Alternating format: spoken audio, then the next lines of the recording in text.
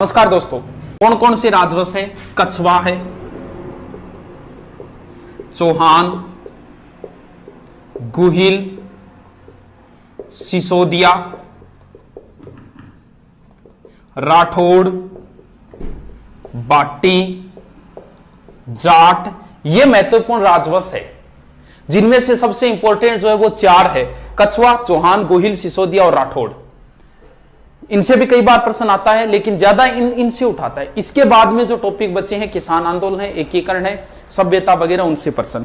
तो मैं सारा रीडिंग मारता हूं, प्रूफ रीडिंग मारता हूं, इसको 2-3 बार आप देखना। सबसे पहले हम उठा लेते हैं कछवा राजवंश। कछवा राजवंश के सारे शासक लिखता हूं एक साइड में, फिर देखते हैं। सबसे पहले है तेजकर्ण या दुल्हे राय, एक ही बात है। इसके बीच 2-3 शासक आते हैं, उनको बाद में देखें। फिर इंपॉर्टेंट शासक आता है भारमल। भारमल का पुत्र है भगवंत दास। भगवंत दास का पुत्र है मानसिंह। पहले हम इतनों को ही देखते हैं, बोर्ड पर इतने ही आएंगे।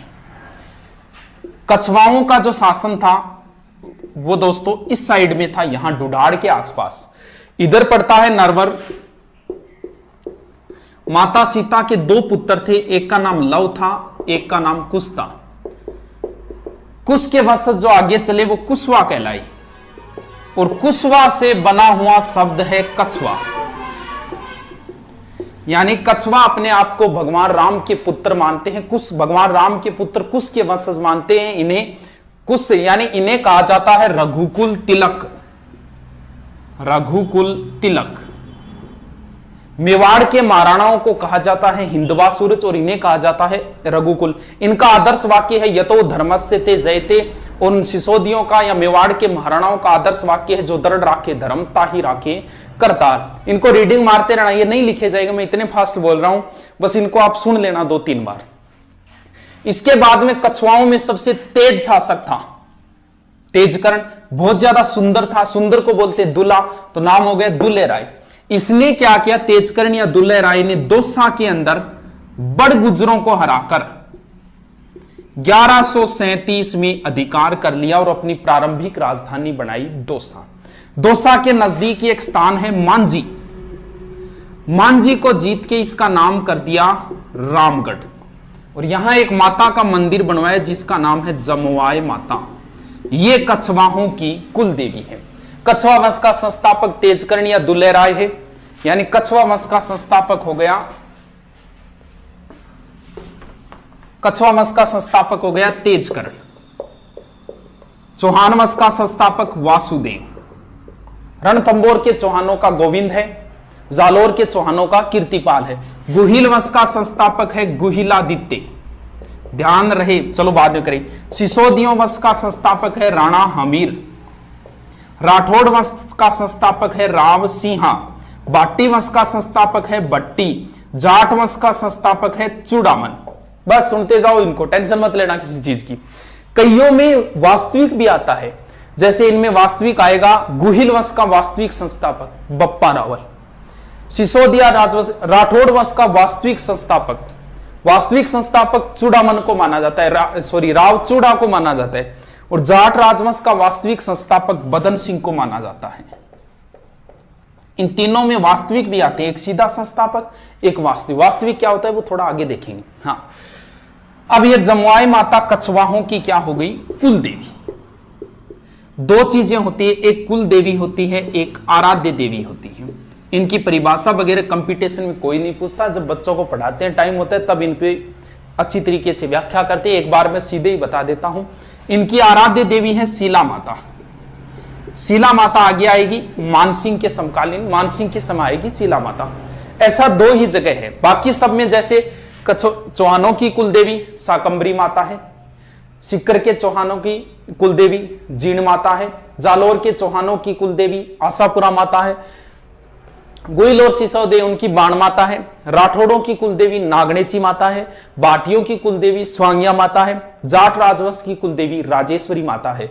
यानी 2 में आएगा कछवा राजवंश की कुलदेवी जमवाय माता और आराध्य देवी शीला माता।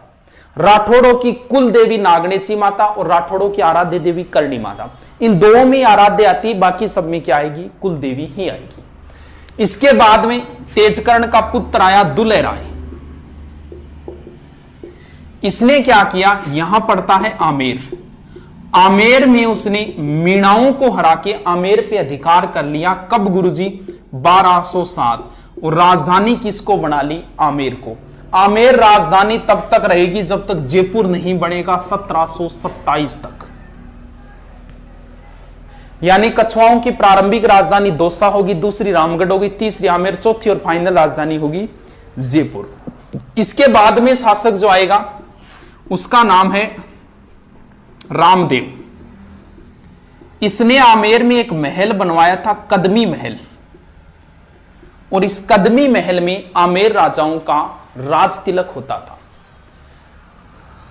जोधपुर के राठौड़ राजाओं का जो राज तिलक होता था वो श्रृंगार चौकी नामक स्थान पर होता था। ध्यान रहे, श्रृंगार चौरी अलग है, चौकी अलग। चौरी तो चित्तौड़गढ़ दुर्ग में है और चौकी जो है वो जोधपुर दुर्ग में है। इसके अलावा मेवाड़ के महाराणाओं का राज तिलक पानेड़ा नामक स्थान पर होता था। तीनों का कई बार राज तिलक भी पूछ लेते कि कौन करते थे। एक चीज देता था, आगे देखते हैं, बस इनको 2-3 बार पढ़ना। आप पहली बार इसको देखना, अगर दूसरी बार शॉर्ट में नोट्स बनाओ तो दूसरी बार बनाना। इसके बाद में आएगा पृथ्वीराज कछवा। पृथ्वीराज कछवा, इसने आमेर को 12 भागों में बांट दिया और आमेर 12 कोटड़ी नाम से प्रसिद्ध हुआ। और खानवा युद्ध में सांगा की सहायता के लिए पृथ्वीराज कछवा गया था, वो हम सांगा के संदर्भ में पढ़ेंगे। इसके बाद में जो शासक है वो है भारमल। भारमल का एक ही पर्सन है, ज्यादा इंपॉर्टेंट, वही पूछा गया। आमेर का शासक भारमल है और उस समय दिल्ली का था अकबर।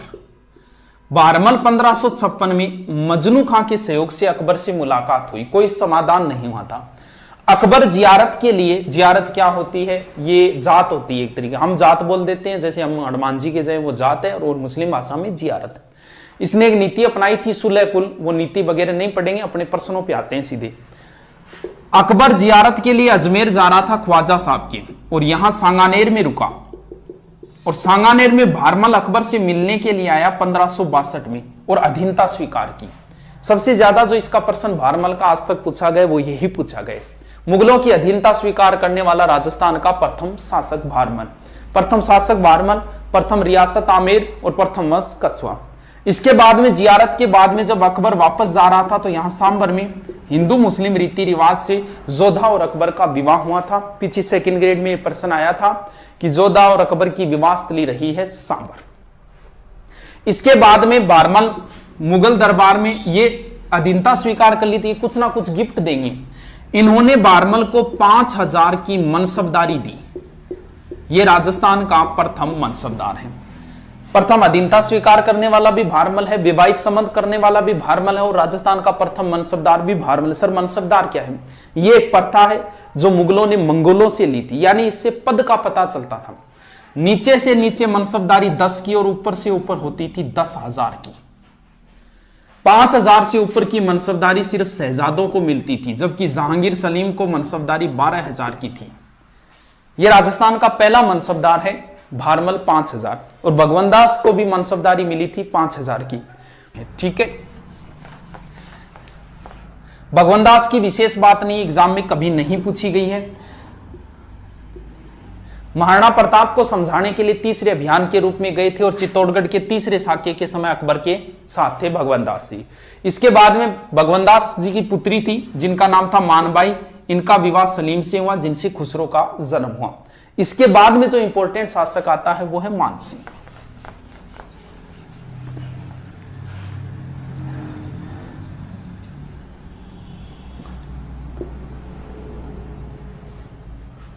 मानसिंह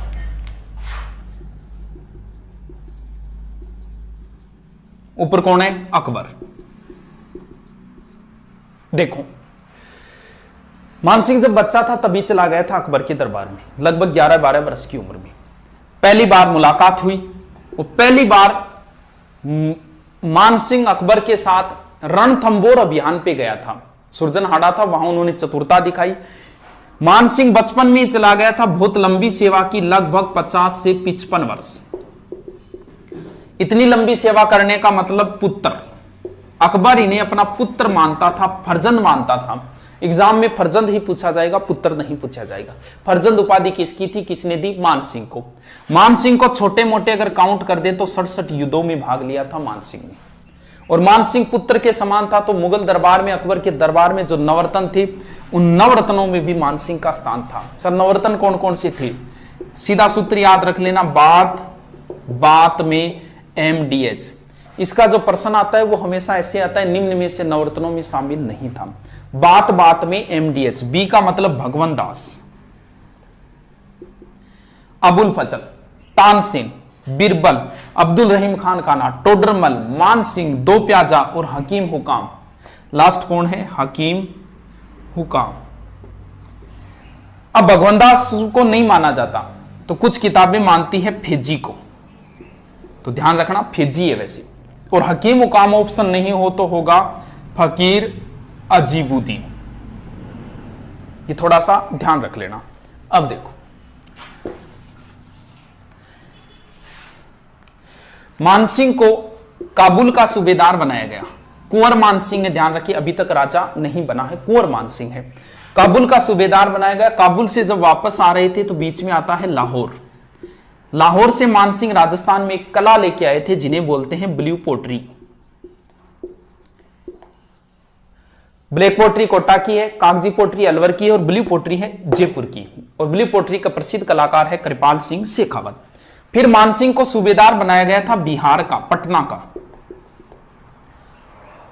बिहार के अंदर अभी कुंवर मानसिंह ये राजा नहीं बने, और जब बिहार में थे तब इनके पीछे से पिता की मृत्यु हो गई भगवान दास की। नियम ये होता है कि वारिस जहां कहीं भी हो, राजगद्दी खाली नहीं रहनी चाहिए, उनका राज तिलक कर दो। तो मानसिंह का पहली बार राज तिलक जो है वो पटना बिहार में हुआ था। इसके बाद में मानसिंह जी को 3 बार सूबेदार बनाया गया बंगाल का। बंगाल को मानसिंह जी ने 3 भागों में बांटा और बंगाल में मानसिंह जी के 3 पुत्र मारे गए। 3 बार सूबेदार, 3 पुत्र मारे गए, 3 भागों में बांटे। 3 भागों के नाम बताओ सर। वीर, मान, सिंह। वीर भूमि, मान भूमि, सिंह भूमि, ये 3 पार्टों के नाम है। 3 भागों में जो बांटे थे वो नाम है। 3 पुत्र मारे गए, तो उनमें से एक ही पुत्र का नाम याद रखना है जिसका नाम है जगत सिंह। क्यों गुरुजी? जगत सिंह की याद में मान सिंह की पत्नी और जगत सिंह की मम्मी कनकावती ने जगत शिरोमणि मंदिर बनवाया था। बताते हैं ये जगत शिरोमणि मंदिर में भगवान कृष्ण की मूर्ति है, वह मूर्ति है जिसकी बचपन में मीरा पूजा करती थी। इसके बाद में बंगाल का क्लाइमेट सेट नहीं हुआ था मान सिंह के, तो बंगाल की देखरेख अजमेर रहकर की थी। इसके बाद में यहां जो शासक था एक केदार सिंह। बताते हैं केदार के पास शीला माता की मूर्ति थी। शीला बोलते हैं पत्थर को, वैसे पत्थर के ऊपर मूर्ति है तो शीला माता नाम है। अलग अलग कहानियां आती है शीला माता की, हम शॉर्ट में जो पर्सन है वो ध्यान रखते हैं, वो कहानियां तो फुर्सत के समय की होती है। शीला माता जो है, बताते हैं शीला माता की विशेषता थी, अगर शीला माता की पूजा करके कोई मैदान में आ जाए तो उसकी निश्चित जीत होगी। और मानसिंह जी ने बीच में विदन डाला और शीला माता की मूर्ति छीन ली। कुछ बताते हैं केदार को हराया, इसने अपनी पुत्री का विवाह किया मानसिंह से और शीला माता की मूर्ति दे दी थी। और शीला माता की मूर्ति मानसिंह जी ले आए आमेर में और यहां मंदिर बनवाया शीला माता। शीला माता की विशेषता यह है कि इनके 2.5 प्याला शराब चढ़ता है। वैसे जीन माता की भी 2.5 प्याला चढ़ता है। 2.5 शाखा जैसलमेर के है और 2.5 दिन का झोंपड़ा अजमेर के अंदर है। इसके बाद में अकबर के बाद में बादशाह बन गया जहांगीर। जहांगीर से विद्रोह किया था इसके पुत्र खुसरो ने। खुसरो मानसिंह का भांजा था और खुलकर पक्ष लिया था मानसिंह ने खुसरो का। इस वजह से जहांगीर नाराज हो गया था। मानसिंह को दक्षिणी अभियान में एलियचपुरा में भेजा, जहां मानसिंह जी की मृत्यु हो गई। इसके बाद में आगे के शासक देखते हैं। फास्टली है ये, रीडिंग मार रहा हूं, प्रूफ रीडिंग है ये, कोई स्लो नहीं है। स्लो का टाइम ही नहीं रहा है, 2 दिन तो पूरे बचे हैं और पूरी इतिहास की रीडिंग मारूंगा। स्लो वाली अब कोई बात नहीं रही है, स्लो करके तो आपका टाइम खराब करना है। इनके बाद में जो शासक आएंगे, मिर्जा राजा जयसिंह, सवाई जयसिंह, ईश्वर सिंह, और माधो सिंह, ये शासक आएंगे। देखो इन दोनों को साथ में कंपैरिजन में देख लेते हैं, मिर्जा राजा जयसिंह की क्या बात है और सवाई जयसिंह की क्या बात है, आराम से याद हो जाएगा। देखो हमेशा ध्यान रहे, इन दोनों का जब भी प्रश्न आएगा दोनों ऑप्शन देगा। जैसे वो आपसे पूछेगा बिहारी किसके दरबार में था तो दोनों ऑप्शन देगा। अगर वो आपसे पूछा पुरंदर संधि किस किस के बीच, दोनों ऑप्शन देगा। वो हुरडा सम्मेलन की अध्यक्षता किसने की, दोनों ऑप्शन देगा आपको। देखो ऐसे याद करेंगे, एम पहले आता है, मिर्जा राजा पहले हुआ है, एस बाद में आता है, सवाई जयसिंह बाद में हुआ है। मिर्जा राजा जयसिंह, इसमें 3 शब्द है। इसने 3 मुगल बादशाहों की सेवा की, जहांगीर, शाहजहां और औरंगजेब। सहसे सवाई सहसे साथ, इसने 7 मुगल बादशाहों की सेवा की। अब जो प्रश्न ध्यान करना है वो देखो, सवाई जयसिंह का शासनकाल है 1621 से 67, यानी 46 साल शासन किया। 3 प्रश्न बनते हैं। मुगलों की सबसे लंबी सेवा करने वाला शासक तो है मानसिंह, 50 से 55 वर्ष, क्योंकि मानसिंह ने मुगलों की लंबी सेवा की, लेकिन राजा ज्यादा समय तक नहीं रहा। राजा रहा था 1589 से 1614, यानी कितने हो गए, लगभग 25 साल। यहां देखो 46 वर्ष। सबसे लंबा शासन करने वाला कछुआ राजा मिर्जा राजा जयसिंह ने, और सर्वाधिक बादशाहों की सेवा करने संख्या, मानसिंह ने 2 ही मुगल बादशाहों की सेवा की थी, अकबर और जहांगीर की। इधर देखो 7 ऐसे हो गए क्योंकि औरंगजेब के बाद में मुगल साम्राज्य का पतन हो गया था। कोई 1 साल रुका, कोई 2 साल रुका। अब देखो इनका,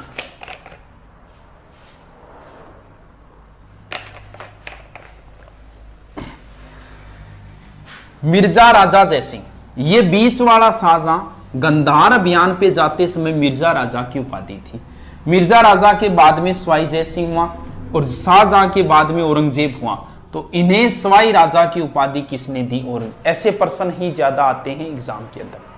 मिर्जा राजा की किसने दी, सवाई जयसिंह की किसने दी, मिर्जा राजा की शाहजहां ने दी और सवाई जयसिंह की किसने दी। कोई समस्या नहीं है इसमें, आराम से याद हो जाएगा। अब इसके बाद में इन्हें सवाई जयसिंह को वैसे चाणक्य भी कहा जाता है, और मिर्जा राजा को औरंगजेब ने बाबाजी की उपाधि भी दी थी। ये तो एग्जाम में कभी नहीं पूछे गए, थोड़ा सा रखो तो रख लेना। अब इनके काम देखते हैं। इनके 2 ही बातें हैं इंपॉर्टेंट, एक तो बिहारी जो सबसे ज्यादा बार पूछा जाता है, और दूसरी है पुरंदर की संधि।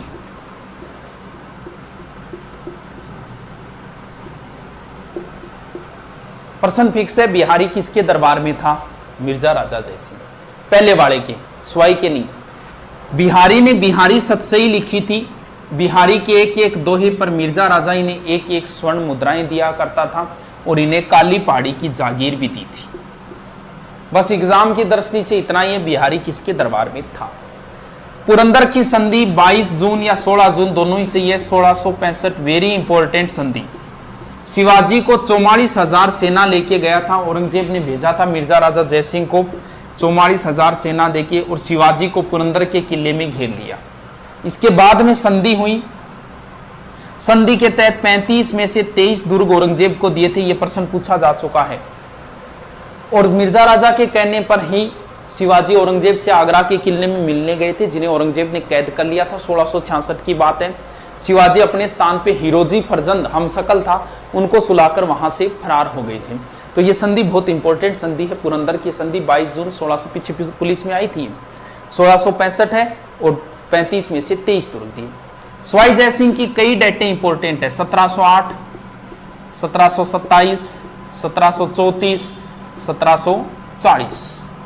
40 तो छोड़ो, ये 3 इंपॉर्टेंट है, कई बार पूछी गई है।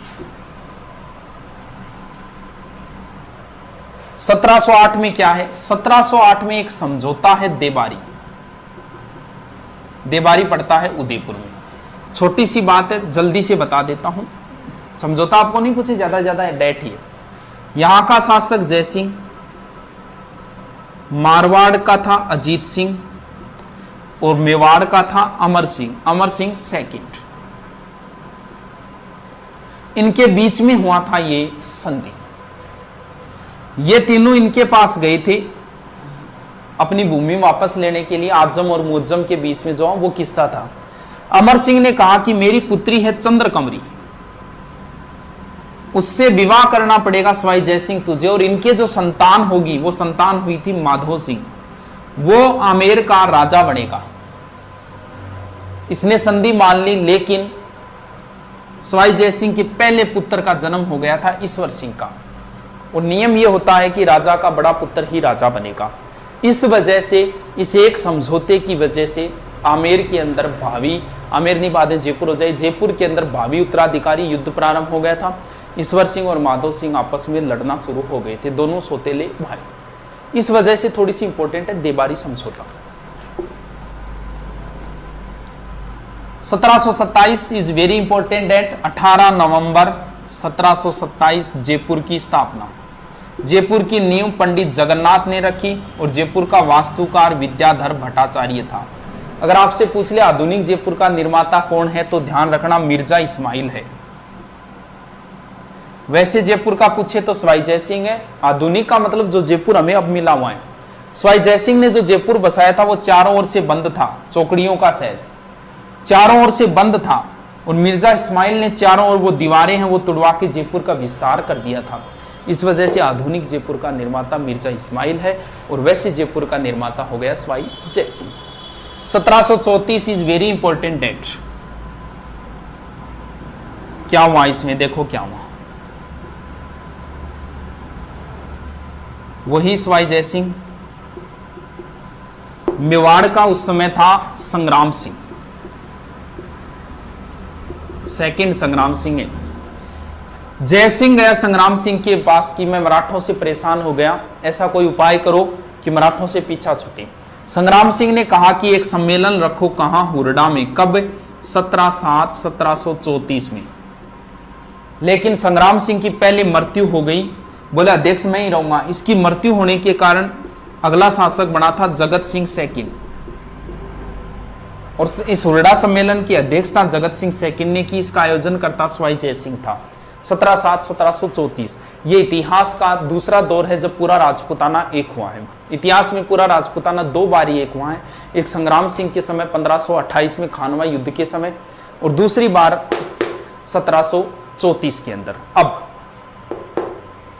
अब यहां गड़बड़, सारे शासक आए थे। यहां बीकानेर का जोरावर सिंह राठौड़ आया था, जोधपुर का अभय सिंह राठौड़ आया था, और यहां से सुरजन हाड़ा, दलेल सिंह हाड़ा आया था, या बूंदी से दुर्जन साल हाड़ा आया था, कोटा से यशवाई जय सिंह, कई शासक आए थे यहां।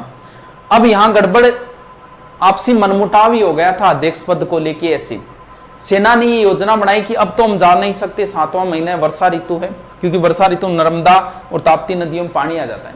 नियम ये यहां तय हुआ था कि हम सीधा महाराष्ट्र चलेंगे और वहां युद्ध करेंगे। तो इन्होंने कहा कि वर्षा ऋतु के बाद में हम सब कोटा के रामपुरा गांव में इकट्ठा होंगे, लेकिन वहां ये मान लो फैल हो गया था, कोई नहीं आया था। लेकिन ये इतिहास का दूसरा दौर है जब पूरा राजपूताना एक हुआ है। तो आप ये इतना याद रखो, उर्डा भीलवाड़ा में पड़ता है, 1734 में होता है। ये भी पूछ लिया किन के विरुद्ध हुआ था, मराठों के विरुद्ध हुआ था हुरडा सम्मेलन, और इसकी अध्यक्षता जगत सिंह सेकंड ने पहले संग्राम सिंह को बनाना तय हुआ था, और सवाई जयसिंह इसका आयोजन करना। सवाई जयसिंह अंतिम हिंदू बादशाह था, अंतिम हिंदू सम्राट था जिसने अश्वमेध यज्ञ का आयोजन करवाया था। पुंडरीक रत्नाकर की देख रहे हैं। सवाई जयसिंह ने नाहरगढ़ दुर्ग का भी निर्माण करवाया था। मराठों के आक्रमण से बचने के लिए इसे सुदर्शनगढ़ भी कहा जाता है, तो थोड़ा सा ध्यान रखें। इन दोनों के बीच में युद्ध में उत्तराधिकारी वो इंपॉर्टेंट नहीं है, वो तो फुर्सत के समय बताए जाते हैं। एक ही चीज इंपॉर्टेंट है, यहाँ ईश्वर सिंह ने ईसर लाट बनवाई थी। इसके 7 खंड है, 7 मंजिल नहीं है, ध्यान रखना, इसके 7 खंड है, क्योंकि 7 राजाओं को हराया था एक साथ। इसकी विजय के उपलक्ष्य में ये जयपुर के त्रिपोलिया बाजार की दुकानों के पीछे बनी हुई है ईसर लाट। इसे सरगासुली भी बोलते हैं। सरगासुली को अर्थ होता है स्वर्ग को छूने वाले, यानी ये ऐसी लगती है जैसे भगवान से बात कर रही हो, तब इसे सरगासुली भी कहा जाता है। मराठा था, मराठा यहां तक पहुंच गया था। इसका सेनापति ने इसके साथ विश्वासघात किया और ईश्वर सिंह ने ईसर लाट से कूदकर आत्महत्या कर ली थी। आनन फानन में जल्दबाजी में ईश्वर सिंह का यही दाग संस्कार हुआ। दाग संस्कार की एक सेपरेट जगह होती है प्रत्येक की। जयपुर के सभी राजाओं का दाह संस्कार गेटोर में होता था। ईश्वर सिंह को छोड़कर बाकी सभी राजाओं की छतरियां गेटोर में है। कछवाओं की गेटोर में हो गई। मेवाड़ के महाराणाओं का दाह संस्कार आहड़ में होता था, जिसे महासतियों का टिल्ला बोलते हैं। राठौड़, जोधपुर के राठौड़ों का कागा की छतरियां है। बीकानेर वालों की देवकुंड की छतरियां हैं। और जैसलमेर के राजाओं की छतरियां है बड़ा बाग जैसलमेर के। इसके बाद में बाकी का तो उल्लेख नहीं आता। कोटा की है सारबाग की छतरियां। ये लिख लेना, मैं जल्दी जल्दी बोल रहा हूं। यानी हमने कितने पढ़ लिए, अब 2-3 एक और बचे हैं। कौन कौन से बचे हैं? कहां तक पूछे शिवाजी? ईश्वर सिंह, माधो सिंह, इसके बाद में है प्रताप सिंह, जगत सिंह, राम सिंह, माधो सिंह। ये माधो सिंह सेकंड है और लास्ट है मान सिंह। मान सिंह सेकंड है। Pratap Singh is very important. Pratap Singh की एक उपाधि है ब्रजनिधि। ध्यान रहे, ब्रजराज, ब्रज का राजा, ब्रज के राजा थे जाट। ये जाट शासक बदन सिंह की उपाधि है ब्रजराज, जबकि ब्रजनिधि उपाधि प्रताप सिंह जी की है। इनके समय तमाशा लोकनाट्य भी प्रारंभ हुआ था। इनकी सबसे अच्छी कृति वो ये है, ये क्या है सर? ये हवा महल है। 5 मंजिला है।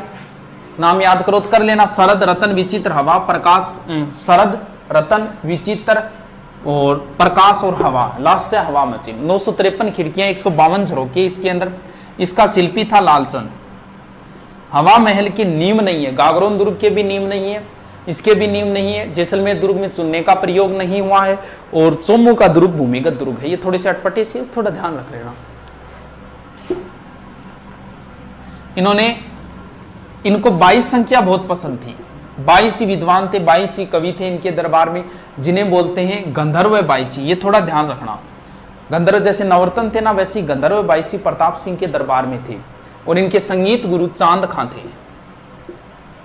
जगत सिंह को जयपुर का बदनाम राजा कहा जाता है। रसकपुर की वेश्या के कारण बताते हैं, ऐसा कोई किस्सा आता है इनका, फुर्सत में बताने वाले किस्से हैं। तो जगत सिंह को बदनाम राजा भी कहा जाता है जयपुर का। और जगत सिंह के समय एक छोटा सा युद्ध हुआ था, गिंगोली का युद्ध, 1807। गिंगोली पड़ता है पर्वतसर नागौर के अंदर। लंबी कहानी है, थोड़ा सा बस इतना ही याद रख लेना। मारवाड़ के मान सिंह और जगत सिंह के मध्य हुआ था। राम सिंह बहुत इंपॉर्टेंट है। Ram Singh second. School, college, घर, बांध, बाग, हॉल, सिनेमा हॉल और कलर, ये सब राम सिंह के। 2-3 बार बोलोगे ना, स्कूल, कॉलेज, घर, बांध, बाग, hall, home, cinema hall, colour, सब राम सिंह ने करवाए थे। स्कूल कौन सी? स्कूल मेयो कॉलेज, नाम कॉलेज है, स्कूल ही है वो। स्कूल ऑफ आर्ट्स की स्थापना राम सिंह के समय हुई। महाराजा कॉलेज राम सिंह। चिड़ियाघर जयपुर में पहला खुला था, राजस्थान का, राम सिंह। बांध अपने ही नाम पर है, रामगढ़ बांध। बाग अपने ही नाम पर है, रामबाग और Ramniwas Bagh. Hall Albert hall का निर्माण करवाया। सिनेमा और राजस्थान का पहला या भारत का, उत्तरी भारत का पहला फारसी थिएटर इन्हीं के समय खुला था। और कलर का मतलब जयपुर को उन्होंने गेरुआ या गुलाबी रंग में रंगवाया था। ठीक है, अगला कौन सा है? माधो सिंह सेकंड। 2 और 9, इन्होंने नाहरगढ़ में अपनी पासवान रानियों के लिए 9 महल बनवाए थे माधो सिंह ने। और क्या है, ये इंग्लैंड जा रहे थे एडवर्ड सप्तम के राज्यारोहण में। उस समय एक हमारी रिवाज होती थी कि कोई अगर विदेश का पानी पी ले तो उसका धर्म भ्रष्ट हो जाएगा। तब बताते हैं ये विदेश गए थे, वहां चांदी के 2 पात्र बनवाए, एक ओलंपिया नामक जहाज बुक करवाया था, उसे गंगाजल से धोया, इसमें गंगाजल भरकर ले गए थे। और यानी ये जो चांदी के पात्र है जो वर्तमान में सिटी पैलेस है और गिनीज बुक में रिकॉर्डेड है। मानसिंह जो आजादी के समय थे, इनकी ये पोलो के खिलाड़ी थे और इनकी मृत्यु भी पोलो खेलते समय। इनकी पत्नी थी गायत्री देवी। पीछे पुलिस में प्रश्न आया था कि भारत की अंतिम राजमाता, तो वैसे अगर बात करें तो इनको किताबें लिख देती है भारत की अंतिम राजमाता, लेकिन अभी पिछले महीने अभी हुई थी मृत्यु। जोधपुर का अंतिम शासक था हनुमंत सिंह। उनकी पत्नी अभिकृष्णा कुमारी का निधन हुआ था, तो एक हिसाब से तो भारत की अंतिम राजमाता ये हो गई, क्योंकि हनुमंत सिंह जी पत्नी थी, जो लास्ट राजा थे हनुमंत सिंह। बाकी किताब में इसको लिखती हूँ किस हिसाब से पता नहीं। तो गायत्री देवी राजस्थान की प्रथम महिला है जो लोकसभा में गई थी। ये हीरोइन भी थी और कुछ बिहार की राजकुमारी भी थी गायत्री देवी। ठीक है, ये लो, जयपुर की हिस्ट्री इज कंप्लीट। दोबारा रीडिंग मारते हैं 5 मिनट। कौन कौन से शासक लिखे मैंने? सबसे पहले लिखा तेजकर्ण, इंपॉर्टेंट। तेजकर्ण के बाद में लिखा था कोकिलदेव, भारमल, भगवंत दास, मान सिंह, मिर्जा राजा जय सिंह, सवाई जय सिंह, ईश्वर सिंह, माधो सिंह, छोड़ो। इसके बाद में जगत सिंह, प्रताप सिंह, पहले लिख दिया कोई बात नहीं। फिर राम सिंह, प्रताप सिंह पहले, फिर माधो सिंह और फिर मान सिंह। ये लो, तेजकर्ण संस्थापक है। कोकिल देव ने आमेर को राजधानी बनाई। प्रथम वैवाहिक अधीनता और मनसबदारी भारमल, भगवंत दास चित्तौड़ के तीसरे अभियान और महाराणा प्रताप को तीसरे अभियान ने समझाने के रूप में। मान सिंह जी की कई बातें बता दी। मिर्जा राजा जयसिंह बिहारी और पुरंदर, सवाई जयसिंह 1708, 1727, 1734, जगत सिंह जयपुर बदनाम हो गए, राम सिंह स्कूल कॉलेज गरबान बागवान होम होम सिनेमा हॉल, और Madho Singh Jaipur history is complete. वैसे कंप्लीट नहीं होती, 7 घंटे लगते हैं।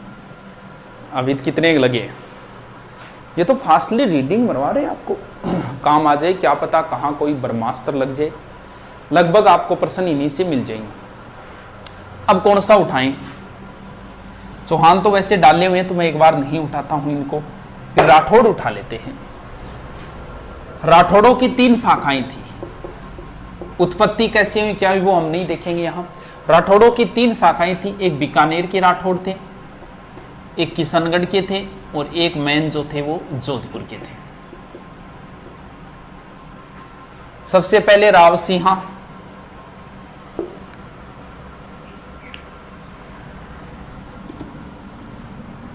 राव सिंहा, उसके बाद दूहड़, फिर चूड़ा, चूड़ा का पुत्र है रणमल, कान्हा भी है।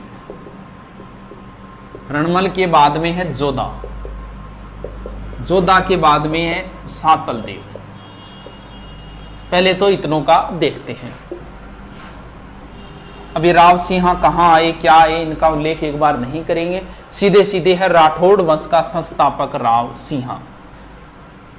दूहड़, दूहड़ कर्नाटक से एक माता की मूर्ति लाया था जिसे बोलते हैं चक्रेश्वरी माता, और दूसरा नाम है नागणेची माता।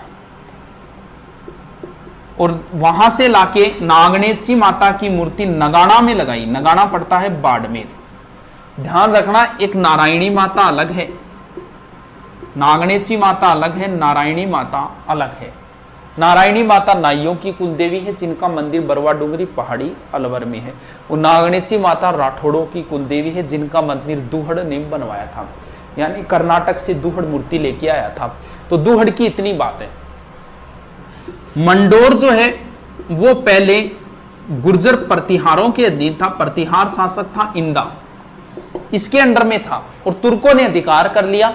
चूड़ा ने सहायता की, कैसे की क्या की वो लंबी कहानी है, लेकिन सीधा बता देता हूं। चूड़ा ने सहायता की प्रतिहार शासक इंद्रजीत की, और प्रतिहार शासक खुश होकर अपनी पुत्री का विवाह चूड़ा से किया, और मंडोर इन्हें दहेज में दे दिया, और राठौड़ों की प्रारंभिक राजधानी हो गई मंडोर। यानी राठौड़ों की प्रारंभिक राजधानी क्या थी? मंडोर थी। इसके बाद में रणमल, इनकी स्टोरी मेवाड़ में आती है। मेवाड़ में कुंभा ने भारमली के सहयोग से मरवा दिया था रणमल को। इसके बाद में जोधा है। अब देखो, राठौड़ वंश का संस्थापक राव सिंहा, राठौड़ वंश का वास्तविक संस्थापक चूड़ा, यानी राव चूड़ा। अब एक चीज और देखो, सामंत प्रथा मतलब नौकर चाकर रखना, यानी मारवाड़ में सामंत प्रथा की शुरुआत किसने की? चूड़ा ने, जबकि सामंत प्रथा का वास्तविक संस्थापक माना जाता है जोधा को। जबकि इतिहासकार ये कहते हैं जोधा ही मारवाड़ का पहला प्रतापी शासक है। तो इसके बाद में जोधा ने क्या किया, कुंभा के समकालीन है, आवड़ा बावड़ा की संधि हुई, वो कुंभा के समय देखेंगे। अब जोधा ने सोचा कि भी मंडोर तो सुरक्षित ने कोई बढ़िया दुर्ग बनाई। तो एक बाबा रहता था चिड़ियानाथ, जोधा यहां आया और बाबा जी से कहा कि आप ये स्थान छोड़ दो, कोई दूसरी जगह मैं आपको दे दूंगा और यहां मैं दुर्ग बनाऊंगा। लेकिन बाबा ने मना कर दिया। अब जिदबाद के अंदर बाबा बोला ठीक है तू दुर्ग तो बना ले, कोई बात नहीं, लेकिन जैसे ही नींव रखेगा यहां का पानी सूख जाएगा। तब जोधा की टेंशन शुरू हो गई। तब किसी ने राय दी कि आप इस दुर्ग की नींव करणी माता से रखवाओ। तो करणी माता का नाम उस समय बचपन का नाम रिद्धि बाई था। तो बाद में दुर्ग बना 1459 और करणी माता ने इस दुर्ग की नींव रखी थी। और यहाँ राजाराम वामी को, क्योंकि पहले एक परंपरा मानी जाती थी राजपूतों में कि अगर किसी जिंदा आदमी को अगर गाड़ दिया जाए तो उस वंश का राज उस पर हमेशा रहेगा। ऐसे नहीं है, जिंदा आदमी वो तैयार होना चाहिए। तब राजाराम वामी तैयार हुआ था, उसके परिवार को विशेष सुविधा दी गई, जमीनें दी गई। जोधपुर दुर्ग में सिर्फ और सिर्फ राजाराम वामी के परिवार की एंट्री थी, बाकी कोई एंट्री नहीं कर सकता था। तो ये इसी दुर्ग में पीछे वाली साइड में 2 मंदिर बने हुए हैं, एक चामुंडा माता का मंदिर है, एक नागणेची माता का मंदिर है। और चामुंडा माता मंदिर में भगदड़ भी मची थी 2008 में, जिसकी जांच के लिए जसराज चोपड़ा आयोग बनाया गया था। इसके बाद में जो शासक है सातल देव, सातल देव की एक ही बात है, इनके समय अजमेर का था मल्लू खां, उसका सूबेदार था गुड़ला। यह गुड़ला पिंपाड़ से 140 कन्याओं को उठा के ले गया था। सातल देव इन्हें वापस छुड़वा के लाया था और उसी दिन से एक नया नृत्य शुरू हो गया था, गुड़ला नृत्य। चेतकर्षण अष्टमी को प्रारंभ होता है ये गुड़ला नृत्य। गुड़ला नृत्य गुड़ला की पुत्री गिंदोली ने प्रारंभ किया था। तो सातल देव की और कोई बात नहीं है। आगे शासक मिटा देता हूं।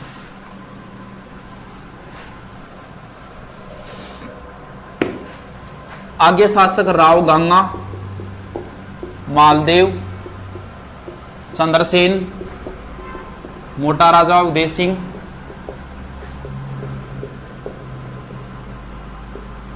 सूर सिंह, गज सिंह, जसवंत सिंह, अजीत सिंह।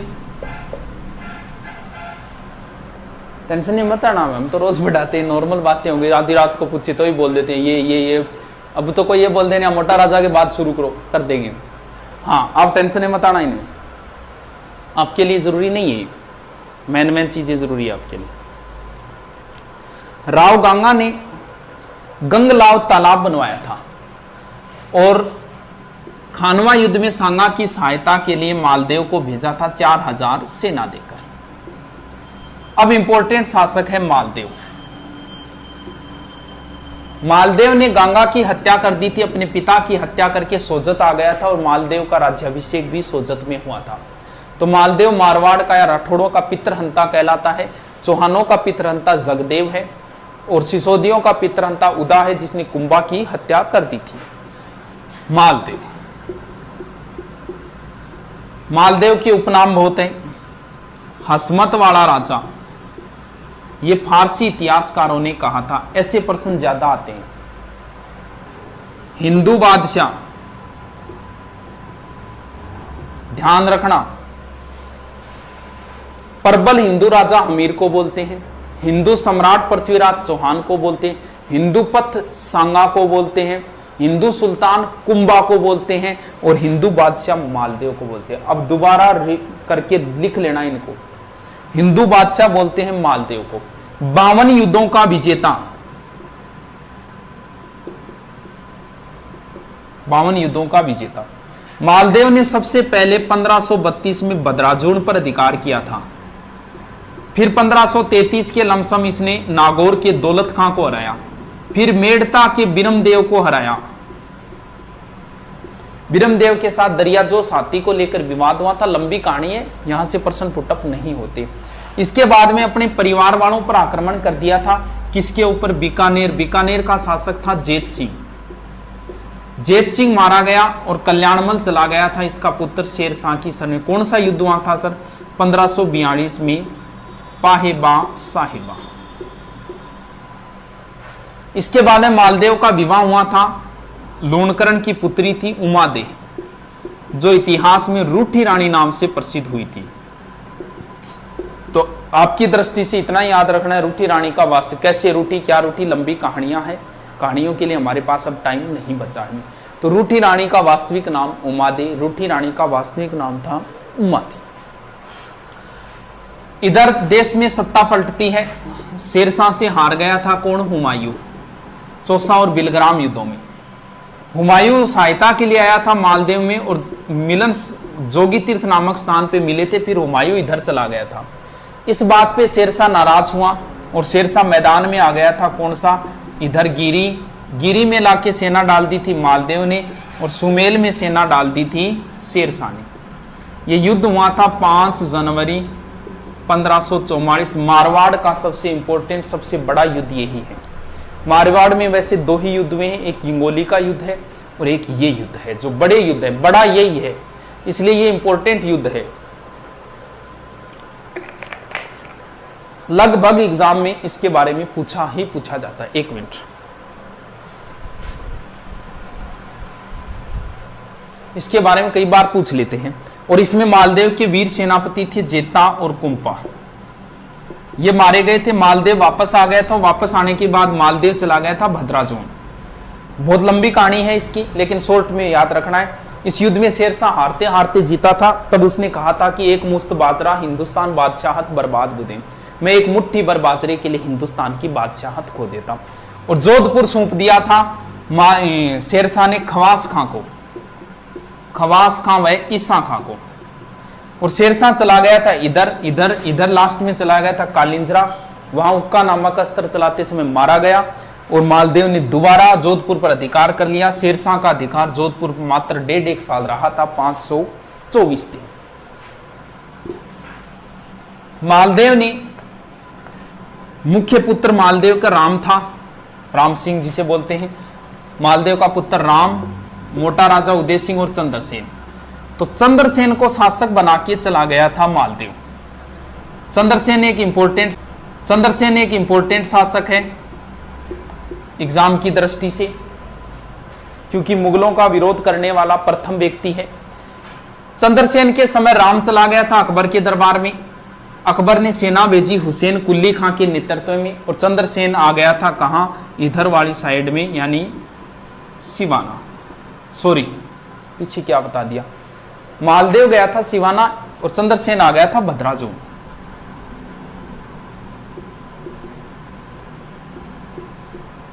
मालदेव गया था सिवाना, मारवाड़ राजाओं की संकटकालीन संस्थि। तो चंद्रसेन आ गया था भद्राजोन। अब अकबर आया था जियारत के लिए और उसके बाद में अकबर ने एक दरबार लगाया था, नागौर दरबार, नवंबर 1570। इंपॉर्टेंट है, बहुत बार आया है नागौर दरबार कब लगा था। अब इस दरबार में बीकानेर से कल्याणमल आया था, जेत सिंह का पुत्र। जैसलमेर से हर्राय भाटी आया था और वो इधर से सुरजनहाड़ा आया था, कोटा से, बूंदी से सुरजनहाड़ा। और मारवाड़ से राम, उदय सिंह और फिर चला गया था चंद्रसेन। ये ध्यान रखना कौन कौन आए थे, आजकल ऐसे प्रश्न ज्यादा आते हैं। बीकानेर से कल्याणमल, जैसलमेर से हर्राय भाटी और मारवाड़ से ये। चंद्रसेन के साथ अच्छा व्यवहार नहीं हुआ, चंद्रसेन यहां से भागकर वापस चले गए थे भद्राजोन। बीकानेर का था राय सिंह। 1572 से 74 तक अकबर ने जोधपुर का प्रशासन राय सिंह को सौंपा था। अब चंद्रसेन के उपनाम है पहला, क्योंकि नागौर दरबार 1570 है, महाराणा प्रताप का राज्याभिषेक 72 में हुआ, तो इससे पहले ही चंद्रसेन ने विरोध कर दिया था, इसलिए इन्हें प्रताप का अग्रगामी कहा जाता है। रेव नामक इतिहासकार ने कहा है कि ये मारवाड़ के प्रताप हैं। उसने तुलना की है प्रताप की चंद्रसेन की। तुलना यह की है कि प्रताप को भी भाइयों का विरोध सहना पड़ा था और इधर चंद्रसेन को भी भाइयों से लड़ाई करनी पड़ी थी। महाराणा प्रताप के भी जंगलों में भटके थे, खाने पीने की व्यवस्था नहीं हुई थी। वैसी ही हालत बताते हैं चंद्रसेन की हुई थी। चंद्रसेन को जैसलमेर दुर्ग, पोखरण दुर्ग, हर्राय भाटी को 12,500 रुपये में किराए दिया था, 1 लाख फदिया के, और अपने गहने वगैरह भी चंद्रसेन को बेचने पड़े थे। इसके बाद में चंद्रसेन सिवाना आए। फिर यहां एक स्थान है संचियाप।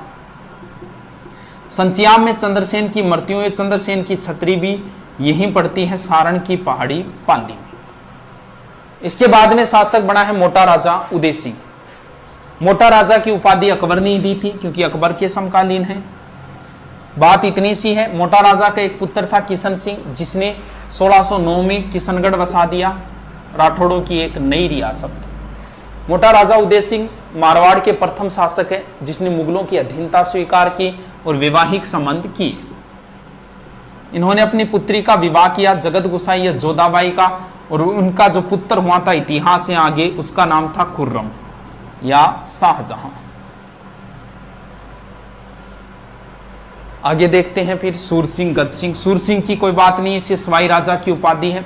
गद सिंह को दल थम्बन की उपाधि जहांगीर ने दी थी। दल पंगुल उपाधि पृथ्वीराज चौहान की है, और दल थम्बन जो उपाधि है वो है गद सिंह की।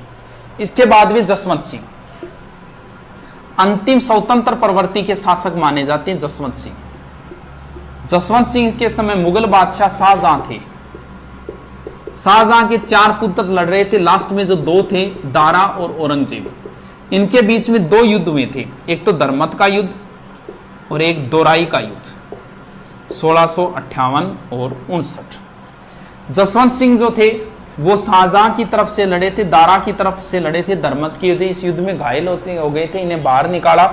जब जोधपुर वापस आए तो बताते हैं इनकी पत्नी थी हाड़ी रानी करमेती, उसने दुर्ग के दरवाजे नहीं खोले थे। इतिहासकार इस बात का खंडन करते हैं, लेकिन हम मान लेते हैं इस बात को, ठीक है। जसवंत सिंह के मृत्यु होने पर औरंगजेब ने कहा था कि आज कुफ्र का दरवाजा टूट गया। कुफ्र बोलते हैं धर्म विरोधी, कोई कुफ्र काम नहीं करना चाहिए, यानी धर्म के विरोध काम नहीं। को आज कुफ्र का दरवाजा, कुफ्र से संबंधित 2 डायलॉग है। एक डायलॉग तो रणथंबोर दुर्ग अलाउद्दीन की विजय के बाद में अमीर खुसरो ने कहा था कि आज कुफ्र का गढ़ इस्लाम का घर हो गया, और एक ये है जसवंत सिंह की मृत्यु पर औरंगजेब ने कहा आज कुफ्र का दरवाजा टूट गया। जसवंत सिंह के दरबार में 2 व्यक्ति थे, मुहणोत नैनसी, बहुत इंपॉर्टेंट है, और एक थे दुर्गादास राठौड़। दुर्गादास राठौड़। मुहणोत नैनसी ने नैनसीरी खयात लिखी और मारवाड़ रे परगनारी विगत लिखी। मारवाड़ रे परगनारी विगत को मारवाड़ का गजेटियर बोलते हैं। मारवाड़। मुहणोत नैनसीरी ख्यात को विश्वसनीय ख्यात मानी जाती है। ये ख्यात लिखने का काम चारण और भाटों का था। ये एकमात्र ऐसी ख्यात है जो चारणों ने नहीं लिखी। मुहणोत नैनसीरी जो ख्यात है, उस ख्यात में कहीं भी है शब्द का प्रयोग नहीं है। नैनसी ने इस ख्यात में राजपूतों की 36 शाखाओं का वर्णन किया है, जबकि नैनसी ने गुर्जर प्रतिहारों की 26 शाखाओं का वर्णन किया है। इसमें प्रत्येक गांव की जनसंख्या का भी वर्णन है, इसलिए नैनसी को राजस्थान जनगणना का अग्रज माना जाता है। दुर्गादास राठौड़ ये आस्करण के पुत्र थे और इनके दरबार में थे। बाद में अजीत सिंह के संरक्षक बने थे। अजीत सिंह को नूरगढ़ के महल से गोराधाय के सहयोग से बचा के लाए थे। गोराधाय को मारवाड़ की पन्नाधाय कहा जाता है, और दुर्गादास को अणबिंद्या मोती कहते हैं, और चंद्रसेन को भूला बिसरा राजा कहते हैं। The forgotten king of Marwar तो चंद्रसेन। भूला बिसरा यानी इतिहासकार भूल गए। इतिहासकारों ने चंद्रसेन को महत्व नहीं दिया। जो महत्व महाराणा प्रताप को दिया वो चंद्रसेन को नहीं दिया, भूल गई, और इन्हें बोलते हैं अणबिंद्या मोती, यानी इतिहासकारों ने इसे इतिहास में कभी पिरोया ही नहीं। दुर्गादास को मारवाड़ का उद्धारक कहा जाता है, मेवाड़ का उद्धारक भामाशाह को कहा जाता है, और राणा के दोस्तों आगे देख लेते हैं, थोड़ा सा बचा है।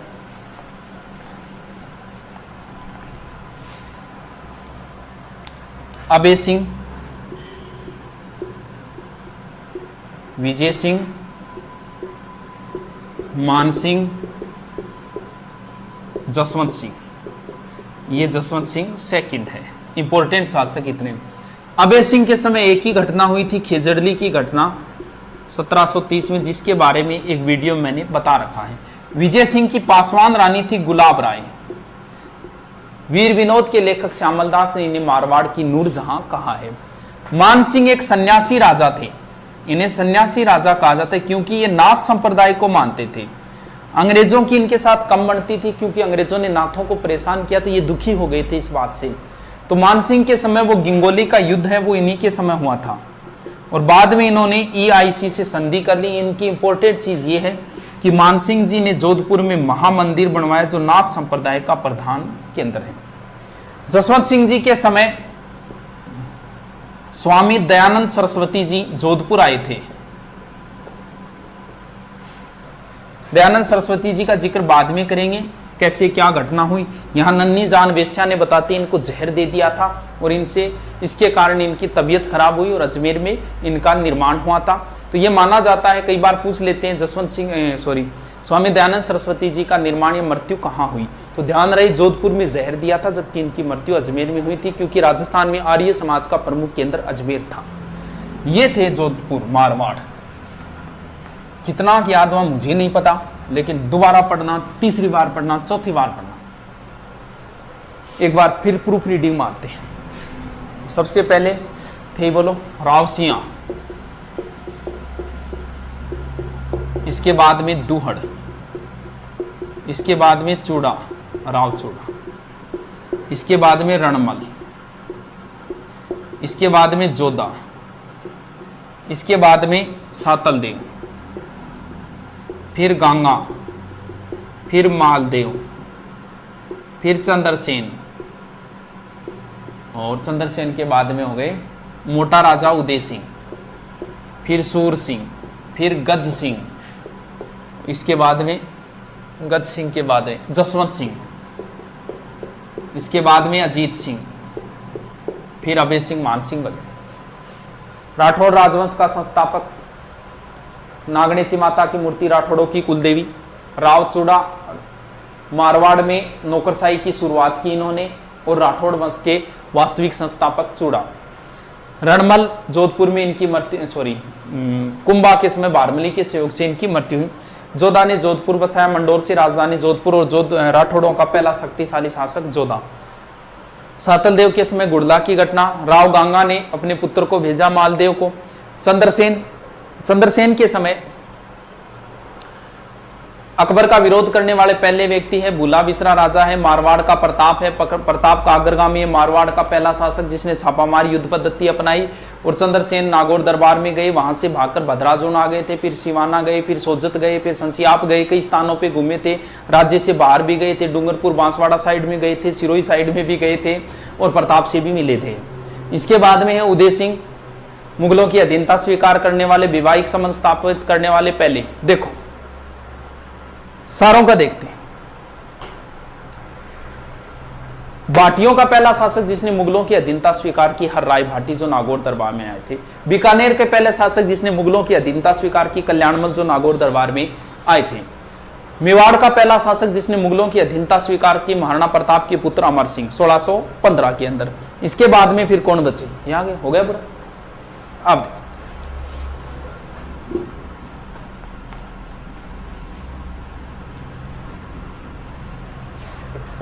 बाटी, चलो बाटी नहीं, बीकानेर वाले बता देता हूं, थोड़े से नाम है बीकानेर वालों के। बीका, बीका के बाद लूणकरण,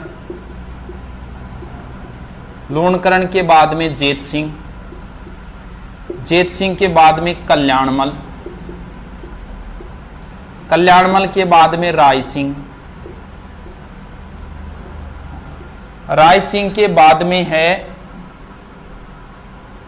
करण सिंह, करण सिंह के बाद में है अनूप सिंह, और अनूप सिंह के बाद में है सूरत सिंह, फिर है सरदार सिंह, फिर है गंगा सिंह। जोधा के पुत्र थे, किसी कारणवश वो स्टोरी लंबी है। ये आ गए थे कोडमदेसर 1465 में, और अपनी प्रारंभिक राजधानी कोडमदेसर को बनाया। फिर करणी माता के आशीर्वाद से आखा तीज के दिन 1488 में बीकानेर की स्थापना की, राती घाटी नामक स्थान के ऊपर। और कोडमदेसर में इन्होंने भैरू का मंदिर बनाया था। लूणकरण सर झील बनवाई थी इन्होंने। जेतसी वही है जिस पर मालदेव ने आक्रमण किया था, और इनके पुत्र ये वहीं मारे गए थे, जेतसी और जेतसी। अब दो चीजें ध्यान रखनी है अपनों को। देखो इन्होंने ही भेजा था खानवा युद्ध में सांगा की सहायता के लिए। राव जेठ सिंह चंद बिट्टू सुजा ने लिखा था, वो अलग चीज है। चलो, दो चीजें हैं, एक तो है कलयुग का कर्ण और एक है राजपुताने का कर्ण। एक कलयुग का कर्ण है, एक राजपुताने का कर्ण है। देखो कैसे याद रखो, इनमें से एक तो है लूण कर्ण और एक है राय सिंह। कर्ण कर्ण ये तो ठीक है, लेकिन दोनों में कर्ण आ रहा है। देखो राय सिंह, रा से राजपुताना, राय सिंह राजपुताने के कर्ण मुंशी देवी प्रसाद ने कहा। और कलयुग का कर्ण बिट्टू सुजारी पुस्तक जो है ना, उसमें राव जेठसिंह छंद में कलयुग का कर्ण लूण कर्ण है। वैसे पकड़ लेना बस, राय सिंह राजपुताने का, रा से रा, और ये हो गए कर्ण कर्ण, कलयुग का कर्ण। कल्याणमल नागौर दरबार में गए थे कल्याणमल। राय सिंह, कल्याणमल के दो पुत्र थे, एक पृथ्वीराज राठौड़ थे जिन्होंने वेली किशन रुक्मणी लिखा था डिंगल भाषा में, उनका विवरण स्पेशल पढ़ेंगे, गागरोन दुर्ग में लिखा था इन्होंने। राय सिंह जी जो थे, इन्होंने जूनागढ़ दुर्ग बनवाया। कब सर 1589 से 94 के बीच में करमचंद की देखरेख में, या राय प्रशस्ति भी लिखवाई थी इन्होंने। इन्हें मुगल साम्राज्य का स्तंभ कहा जाता है और मानसिंह के बाद में सबसे ज्यादा विश्वास पात्र जो थे वो यही थे। इन्हें ही जोधपुर दुर्ग सौंपा था 1572 से 74 के बीच में। करण सिंह की अगर बात करें तो इन्हें जांगलदर बादशाह बोलते हैं और इनके समय मतीरे की राड़ हुई थी अमर सिंह राठौड़ के साथ। अनूप सिंह के समय बीकानेर चित्रकला का स्वर्णकाल था। सूरत सिंह ने बटनेर दुर्ग जीतकर उसका नाम हनुमानगढ़ किया था। सरदार सिंह 1857 की क्रांति में राज्य से बाहर अंग्रेजों की सहायता के लिए गए थे। और गंगा सिंह जी की कई बातें हैं। गंग नहर लाए थे, राजस्थान का भागीरथ बोलते हैं। तीनों गोलमेजों में जाने वाले आदमी यही थे।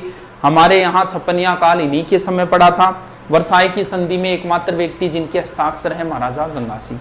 अब थोड़ा सा और देखेंगे, लेकिन एक बार ये देखते हैं, इसके बाद और देख। चलो छोटा सा एक राजवंश है भाटी राजवंश।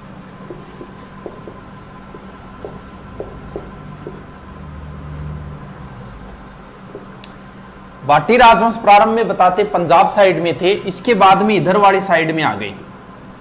और भाटी राजवंश का जो संस्थापक था वो भट्टी था। बताते हैं लगभग 285 ईस्वी के लमसम। और इनका जो प्रसिद्ध दुर्ग है वो है बटनेर दुर्ग। ये भूपत भाटी ने बनवाया था लगभग 288 ईस्वी। राजस्थान का सबसे प्राचीन दुर्ग माना जाता है ये बटनेर दुर्ग, सबसे पुराना दुर्ग माना जाता है। विदेशी आक्रमणकारी इस साइड से आएगा तो सबसे पहले यही सीध में आएगा। ये मानते हैं कि सर्वाधिक विदेशी आक्रमण झेलने वाला जो दुर्ग है वो बटनेर दुर्ग है। यहां पर तैमूर लंग ने आक्रमण किया था। उसने अपनी पुस्तक तुजु के तैमूरी में लिखा है कि इतना मजबूत दुर्ग मैंने हिंदुस्तान में कहीं नहीं देखा। ये एकमात्र ऐसा दुर्ग है बटनेर दुर्ग जिसमें हिंदू प्लस मुस्लिम महिलाओं ने साथ में जोहर किया था। और यहां शेर खां की कब्र भी है। यह भाटियों की प्रारंभिक राजधानी मानी जाती। इसके बाद में है आक्रमण हुआ था यहां और भाटी इस साइड में आ गए थे। कहां? तनोट में। और अपनी राजधानी, दूसरी राजधानी मंगलराव के समय भाटियों ने दूसरी राजधानी तनोट को बना लिया था। और तनोट किसके लिए प्रसिद्ध है? तनोट माता के लिए प्रसिद्ध है। ये कहानी सारे जानते हो। युद्ध के समय माता के यहाँ बम डाले गए, वो छूटे नहीं थे बम, इस हिसाब की कहानी है। तो बस इतना ध्यान रखना, तनोट माता एक तो सैनिकों की कुल देवी है और एक इसे रुमाल वाली देवी बोलते हैं। तनोट के बाद में भाटी आ गए थे लोदरवा। और भाटियों ने अपनी तीसरी राजधानी जो बनाई थी वो लोदरवा को बनाई थी। लोदरवा किसके लिए प्रसिद्ध है? लोदरवा की राजकुमारी थी मुम्मल और जिसका प्रेम संबंध बताया जाता है अमरकोट के महेंद्र के साथ। अमरकोट में पाबूजी का ससुराल था, वहां सोडा राजपूत थे। आज भी वहां सोडा राजपूतों का राज चलता है। तो अपने पाकिस्तान में चला गया वर्तमान में वो स्थान। तो महेंद्र के साथ प्रेम संबंध की वो लंबी चौड़ी कहानी है, लेकिन उससे प्रश्न पुटअप नहीं होते। वो कहानी है जो बताने के लिए बस क्लास में। लोदरवा के बाद में भाटियों ने चौथी राजधानी और अंतिम राजधानी बनाई जैसलमेर। और जैसलमेर में सबसे कब बसा? 1155। दो चीजें थोड़ी सी ध्यान रखना।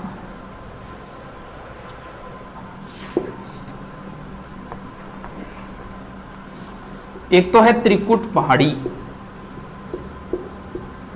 और एक है त्रिकुट पर्वत।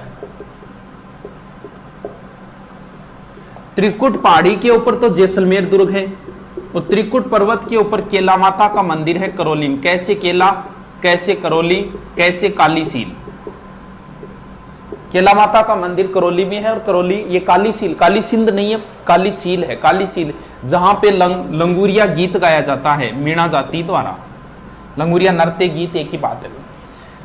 जैसलमेर दुर्ग की जो बातें हैं वो अधूरी सी है, जैसे यहाँ 99 बुर्ज 100 पूरे नहीं हुए, यहाँ 2.5 साके है, 1 साका अधूरा रह गया था। जैसलमेर दुर्ग के 2.5 साके है, 2.5 साके यानी अधूरा रह गया था साका। साका जोहर वगैरह क्या है ये तो लंबी चौड़ी कहानियां हैं, कभी फिर करेंगे। थोड़ा सा 2.5 साका ध्यान रखना, 2.5 साका कहाँ का प्रसिद्ध है। जैसे पहला साका बताते हैं मूलराज के समय हुआ था, अलाउद्दीन का आक्रमण हुआ था। 2 डेटें आती है 1292 और 98, लेकिन राजस्थान का पहला साका 1301 में हुआ था, इसलिए यह प्रमाणित नहीं माना जाता। दूसरा जो साका हुआ था वो दुद्दा के समय हुआ था, बताते हैं फिरोज शाह का आक्रमण हुआ था। और तीसरा हुआ था 1550 में लूणकरण। लूणकरण रूठी रानी उमादे का पिता, लूणकरण के समय हुआ था। गंधार के अमर अली का आक्रमण हुआ, पुरुष तो मारे गए थे लेकिन महिलाएं जोहर नहीं कर पाई थी, जो अधूरा रह गया था। ये अधूरा साका है 2.5 साका। बाकी सर्वाधिक साके है जैसलमेर चित्तौड़गढ़ दुर्ग में हुए हैं 3। ये थोड़ी सी बातें थी नॉर्मल सी भाटी राजवंश की। 4-5 शासक है जाट शासक, उनका भी देख लेते हैं। फासली रीडिंग मार रहे हैं ये जाट राजवंश। जाट राजवंश का उदय औरंगजेब के समय हुआ था। राजवंश की जिक्र करें औरंगजेब के समय, औरंगजेब के विरुद्ध गोकुला मथुरा का एक जाट था गोकुला ने अपने कुछ व्यक्तियों को लेकर औरंगजेब के विरुद्ध खड़ा किया था। तो गोकुला जाटों का प्रारंभिक नेता है। ये जाट राजवंश का संस्थापक नहीं है, जाटों का एक तरीके का नेता है। इसने अब्दुल नमी की हत्या कर दी थी जो हिंदू मंदिरों को तोड़ रहा था, और औरंगजेब ने गोकुला को मरवा दिया। इसके बाद में नेतृत्वकर्ता बन गया राजाराम। जाटों का दूसरा नेता है राजाराम। राजाराम के बारे में आता है कि राजाराम ने अकबर की कब्र को लूटा था। इसके बाद में जाट साम्राज्य के जो माना जाता है वो माना जाता है चूड़ामन से। जाट साम्राज्य का संस्थापक चूड़ामन है, जबकि जाट साम्राज्य का वास्तविक संस्थापक कौन है? बदन सिंह। बदन सिंह को सवाई जयसिंह ने ब्रजराज की उपाधि दी थी और डींग की जागीर दी थी। डींग के जल महल बदन सिंह ने बनवाए थे, जो प्रसिद्ध जल महल है डींग के जल महल। डींग वैसे जल महल जयपुर के अंदर ही है, लेकिन जो प्रसिद्ध जल महल है वो यहीं की है। ब्रजराज की उपाधि। और जाट साम्राज्य का जाटों का प्रारंभिक नेता गोकुला, फिर राजाराम, जबकि जाट साम्राज्य का संस्थापक चूड़ामन है और जाट साम्राज्य का वास्तविक संस्थापक बदन सिंह को माना है। इसके बाद में जाटों का शक्तिशाली जो शासक है सूरजमल को माना जाता है। और सूरजमल जी ने ही एक दुर्ग बनाया था जिसका नाम है लोहागढ़। कद बनाया गुरुजी? 1733। यह मजबूत दुर्ग माना जाता है, अजय दुर्ग माना जाता है कि इसे आज तक कोई नहीं जीत पाया। लोहागढ़ दुर्ग। लोहागढ़ दुर्ग में 2 चीजें, एक तो जवार बुर्ज है और एक फतेह बुर्ज है। जवार बुर्ज दिल्ली विजय के उपलक्ष्य में, किसने दिल्ली विजय की बाद में करेंगे। और एक फतेह बुर्ज है, यह अंग्रेजों की विजय के उपलक्ष्य में है। इसके बाद में सूरजमल जी का पुत्र था जवाहर सिंह। पिता की हत्या का बदला लेने के लिए दिल्ली गए थे और वहां से 2 चीजें उठा के लाए। एक तो अष्ट धातु का दरवाजा। ऐसा उल्लेख आता है कि अष्ट धातु का दरवाजा चित्तौड़ दुर्ग में था, जिसे अलाउद्दीन ले गया था। और यह अष्ट धातु मतलब 8 धातुएं, सोना चांदी पीतल वगैरह, वो होती है अष्ट धातु। तो नहीं याद रहे को अष्ट धातु उठाने के लिए जोर चाहिए, जोर जवाहर सिंह में था। यानी अष्ट धातु का दरवाजा कौन उखाड़ के लाए थे? जवाहर सिंह। यहां से एक काले संगमरमर के पत्थर का बेड लाए थे, जो वर्तमान में डींग के जल महलों के अंदर रखा हुआ है। इसके बाद में शासक है रणजीत सिंह। इनके समय भरतपुर दुर्ग के अंदर मल्हार राव होलकर ने शरण ली। मराठा मल्हार राव होलकर, कब? 1803। और अंग्रेज लेख था जिसने गोलीबारी की, बम बरसाई, लेकिन दुर्ग को जीत नहीं पाए। उसके बाद में इसका नाम हो गया था लोहागढ़। यानी अंग्रेजों को मात देने वाले राजस्थान के एक ही व्यक्ति है रणजीत सिंह। तो ये थोड़ी सी बातें नॉर्मल थी। गोकुला नाम याद रखना है, राजाराम है, उसके बाद में चूड़ामन है, जाट साम्राज्य, फिर बदन सिंह वास्तविक संस्थापक है, फिर सूरजमल जी जिन्होंने लोहागढ़ दुर्ग बनवाया था। इसमें 2-3 चीजें हैं। इसके बाद जवाहर सिंह जी जो अष्टधातु दरवाजा, और रणजीत सिंह जी ने अंग्रेजों को मात दी थी।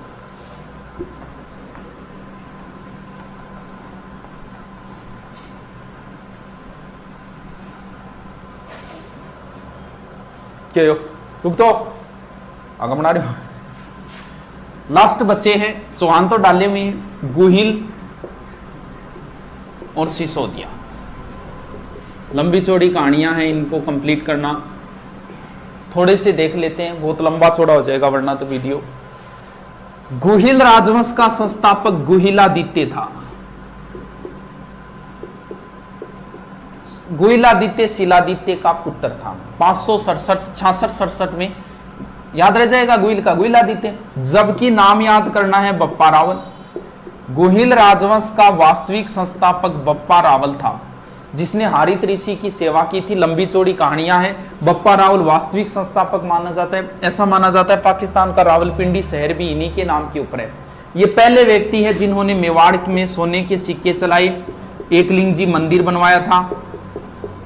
एकलिंग जी मेवाड़ के वास्तविक राजा माने जाते हैं। बाकी इनके नौकर माने जाते हैं कि भी हमारे वास्तविक राजा एकलिंग जी, हम तो इनके नौकर हैं, हम तो इनके राणा हैं।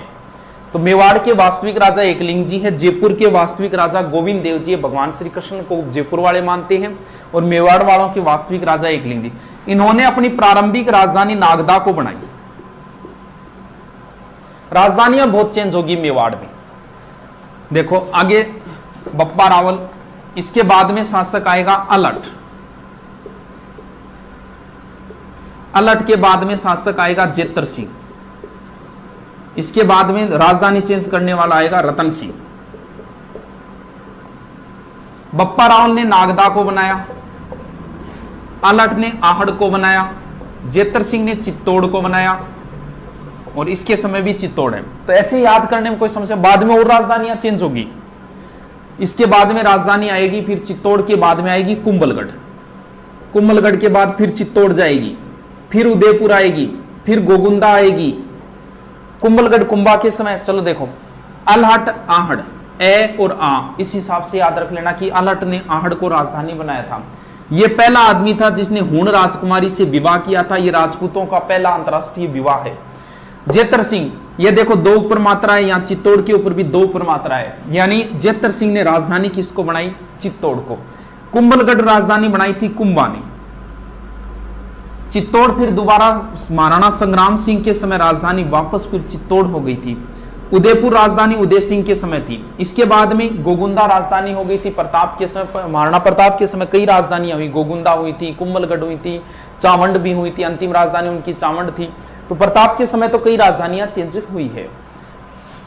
रतन गोहिल का गुहिलादित्य, वास्तविक बप्पा रावल। अलट ने आड़ को राजधानी बनाया। जेतर सिंह इल्तुतमिश के साथ बुताला का युद्ध हुआ, चित्तौड़ को राजधानी। रतन सिंह के बारे में सारे जानते हो, पद्मनी वाली कहानी है वो रतन सिंह के समय चित्तौड़ का पहला साका हुआ था। चित्तौड़ में 3 साके हुए थे, पहला, दूसरा और तीसरा। पहला हुआ है 1303 में, दोनों साके 1500 में हुए, कंटिन्यू हुए। एक विक्रमादित्य के समय, एक दोनों भाइयों के समय। 3 के बाद में 4, 5, 6, 7 और 8। यानी पहला 1303 में, दूसरा 1534-35 में, तीसरा 1567-68 में। पहला के समय शासक रतन सिंह था, आक्रमण अलाउद्दीन खिलजी का हुआ। दूसरे के समय शासक विक्रमादित्य था, अलाउद्दीन गुजरात के आक्रमण गुजरात के बहादुर शाह का हुआ था। तीसरे के समय शासक उदय सिंह था और आक्रमण अकबर का हुआ था। 3 में गुहिल राजवंश का अंतिम शासक था रतन सिंह। इसके बाद में आ जाती है राणा शाखा। राणा शाखाओं के शासक है हमीर, हमीर का बेटा खेता, खेता का पुत्र लाखा, लाखा का पुत्र मोक्कल, मोक्कल का पुत्र कुंभा, कुंभा का पुत्र था रायमल, रायमल का पुत्र संग्राम सिंह, संग्राम सिंह के बाद में शासक बना है संग्राम सिंह का पुत्र विक्रमादित्य, विक्रमादित्य के बाद में बना है उदय सिंह, उदय सिंह के बाद में महाराणा प्रताप, और महाराणा प्रताप के बाद में अमर सिंह, इसके बाद में करण सिंह, इसके बाद में जगत सिंह, इसके बाद में राज सिंह। इतनों की जरूरत तो नहीं है याद करने, कंटिन्यू भी कोई जरूरी नहीं है याद करने की।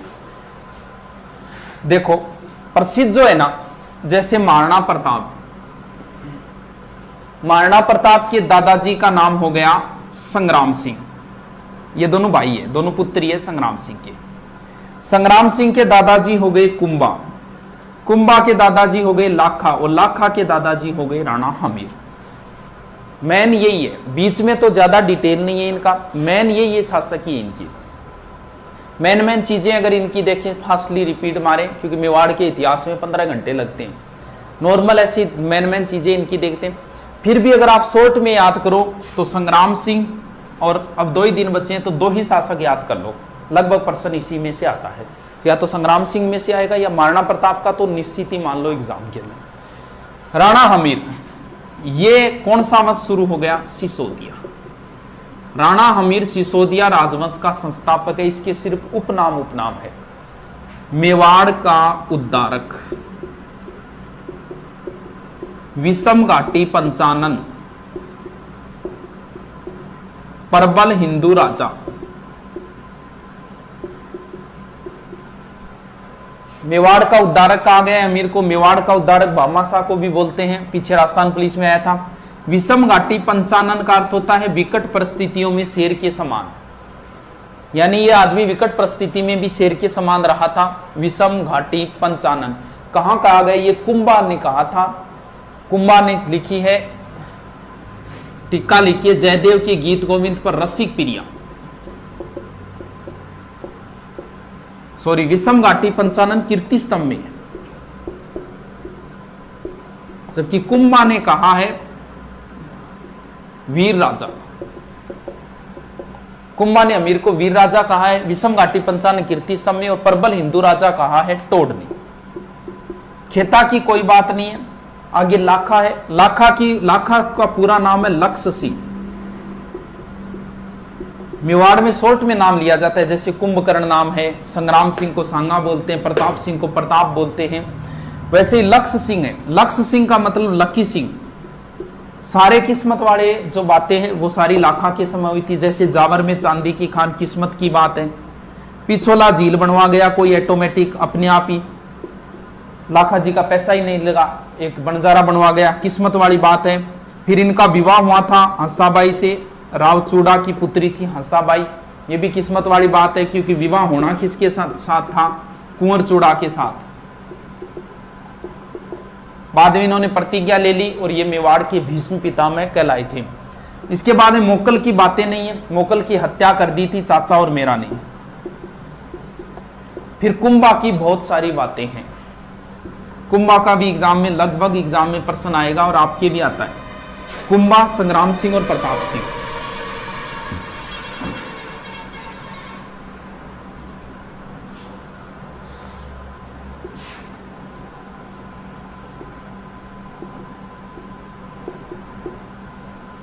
कुंभा के उपनाम बहुत है। कुंभा की जोधा के साथ एक संधि हुई थी आवला बावला 1453।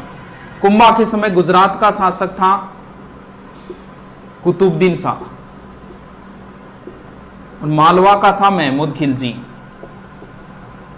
प्रथम। कुंभा के उपनाम बहुत है, अभिनव भट्टाचार्य, राणो रासो, हालगुरु, हिंदू सुल्तान, हालगुरु, दानगुरु, चापगुरु, छापगुरु, राजगुरु, ये उपनाम है। अभिनव भट्टाचार्य, राणो रासो, हिंदू सुल्तान, हालगुरु, दानगुरु, चापगुरु, छापगुरु। तो ऐसे भी प्रश्न आ गया, निम्न में से कुंभा की उपाधि नहीं है, तो नहीं है ऑप्शन जब भी आएगा ध्यान रखना वो किसी प्रसिद्ध अन्य राजा का ही आएगा, क्योंकि कुंभे की 200-250 उपाधियां हैं।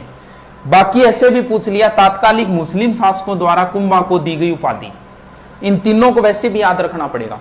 देखो इधर मुस्लिम नाम आ रहा है, इधर हिंदू नाम आ रहा है, यानी मुस्लिम शासकों ने हिंदू सुल्तान कहा कि हिंदुओं में ये एक ही है। रासो बोलते हैं साहित्य को। कुंभा साहित्यकारों का आश्रयदाता था, इसलिए राणो रासो। अभिनव भट्टाचार्य यानी कुंभा संगीत का ज्ञाता था। कौन सा संगीत का? वीणा बजाता था कुंभा। बताते हैं कुंभा स्वयं वीणा वादक था। इसके बाद में कुंभा का इनके साथ भी युद्ध हुए थे। कुंभा का महमूद खिलजी के साथ युद्ध हुआ था, सारंगपुर युद्ध या मालवा युद्ध 1437। ये युद्ध महत्वपूर्ण है। युद्ध की विजय के उपलक्ष्य में जो चीज बनवाई थी वो महत्वपूर्ण है, वो है विजय स्तंभ। विजय स्तंभ, विजय स्तंभ 9 मंजिली है। 1 2 3 4 5 9 तो मंजिली है। 120 से 122 फीट ऊंची है। लगभग 157 इसके अंदर लगभग सीढ़ियां है। विजय स्तंभ में लगभग 90 लाख खर्चा आया था 9वीं मंजिल पर, और तीसरी मंजिल पर 9 बार 9 आंकड़े आते हैं इसमें ज्यादा। विजय स्तंभ की 9वीं मंजिल पर बताते हैं 9 बार अल्लाह लिखा है अरबी भाषा के अंदर। इसकी 8वीं मंजिल पर कोई मूर्ति नहीं है। और इसकी 9वीं मंजिल एक चीज और है चित्तौड़गढ़ दुर्ग में, इसके नजदीक एक चीज और है जिसका नाम है कीर्ति स्तंभ। ये 7 मंजिली है, ये 9 मंजिली है, ये 75 फुट है, ये 120 फुट है। ये कुंभा ने नहीं बनवाई थी, ये कुंभा ने बनवाई थी। ये बनवाई थी जैन व्यापारी जीजा। इसका प्रश्न ये ज्यादा है कीर्ति स्तंभ किस जैन तीर्थंकर को समर्पित है? ये देखो एक है, एक का सा लग रहा है। 1 नंबर जैन तीर्थंकर को समर्पित है। 1 नंबर कौन है? आदिनाथ या ऋषभदेव। कीर्ति स्तंभ अलग है और कीर्ति स्तंभ प्रशस्ति अलग है। कीर्ति स्तंभ प्रशस्ति कुंभा की कीर्ति का बखान करती है। इसका मतलब विजय स्तंभ की 9वीं मंजिल पर है। इसे जैन कीर्ति स्तंभ कह सकते हो। ये विजय स्तंभ अलग है, कीर्ति स्तंभ अलग है, कीर्ति स्तंभ प्रशस्ति अलग है। तीनों चीजों में कंफ्यूज मत होना। इसके बाद में कुंभा ने बहुत सारे निर्माण कार्य करवाए हैं। शॉर्ट में देख लेते हैं। राजस्थान में स्थापत्य का स्वर्णकाल कुंभा के समय माना जाता है। कुंभा ने मेवाड़ में सर्वाधिक दुर्ग बनाए, मारवाड़ में सर्वाधिक मालदेव ने बनवाए थे। वीर विनोद के लेखक श्यामल दास ने कहा है कि मेवाड़ में 84 में से 32 दुर्ग अकेले कुंभा ने बनवाए हैं। जबकि ऐसा प्रश्न जरूर पूछा जा चुका है, लेकिन आपको सिर्फ 5 ही नाम याद रखने हैं।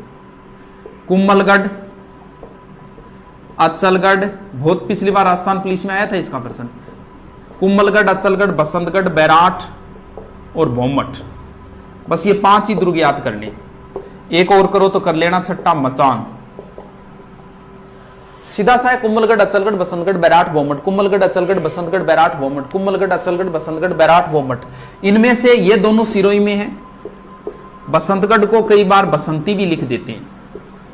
बैराठ, भोमठ पड़ता है बाड़मेर में, बैराठ पड़ता है भीलवाड़ा में, मचान पड़ता है सिरोही में, और कुंभलगढ़ हो गया रासम। ये एक ही दुर्ग है जिसका डिटेल है, बाकी का कोई डिटेल नहीं है, नाम और जिला। थोड़ी सी बात देख लेते हैं कुंभलगढ़ दुर्ग। कुंभलगढ़ दुर्ग की सबसे बड़ी विशेषता बस यही है। चित्तौड़ दुर्ग अगर आपको दिखाया हुआ मिलेगा तो विजय स्तंभ मिलेगी। अगर कुंभलगढ़ दिखाया मिलेगा तो ये 36 किलोमीटर लंबी दीवार मिलेगी, जिसे भारत की महान दीवार the great wall of India कहा जाता है। बहुत ऊंचाई पर है ये दुर्ग। इस दुर्ग के अंदर एक महल है कटारगढ़। यहां कुंभा ने राजधानी ये बना ली थी, यहां से कुंभा पूरे मेवाड़ को देखता था। इसे मेवाड़ की आंख कहते हैं। कटारगढ़ के सबसे ऊपर महल है बादल महल, जिसे बादल भी टच करते हैं। इसी बादल महल में 9 मई 1540 ज्येष्ठ शुक्ल तृतीया वार रविवार महाराणा प्रताप जयवंताबाई के गर्भ से महाराणा प्रताप का जन्म हुआ था।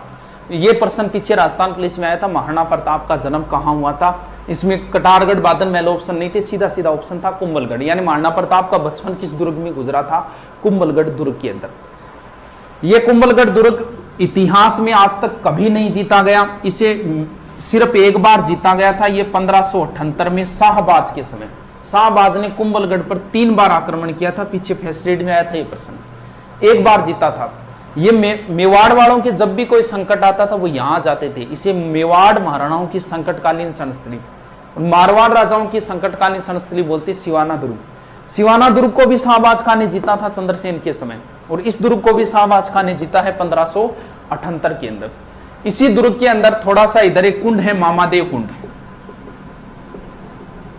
यहां कुंभा पूजा कर रहा था। कुंभा के अंतिम समय में उन्माद रोग हो गया था, जिसमें बैकी बैकी बातें करना होता है, आदमी भूल जाता है कि वो उन्माद रोग होता है। और यहां कुंभा के पुत्र उदा आया और कुंभा की हत्या कर दी। उदा को मेवाड़ का पितृहंता कहते हैं। राजपूत सरदारों ने इसे स्वीकार नहीं किया क्योंकि इसने जघन्य काम किया, पिता की हत्या की, इसे निकाल दिया और कुंभा के दूसरे पुत्र रायमल को बना दिया था राणा।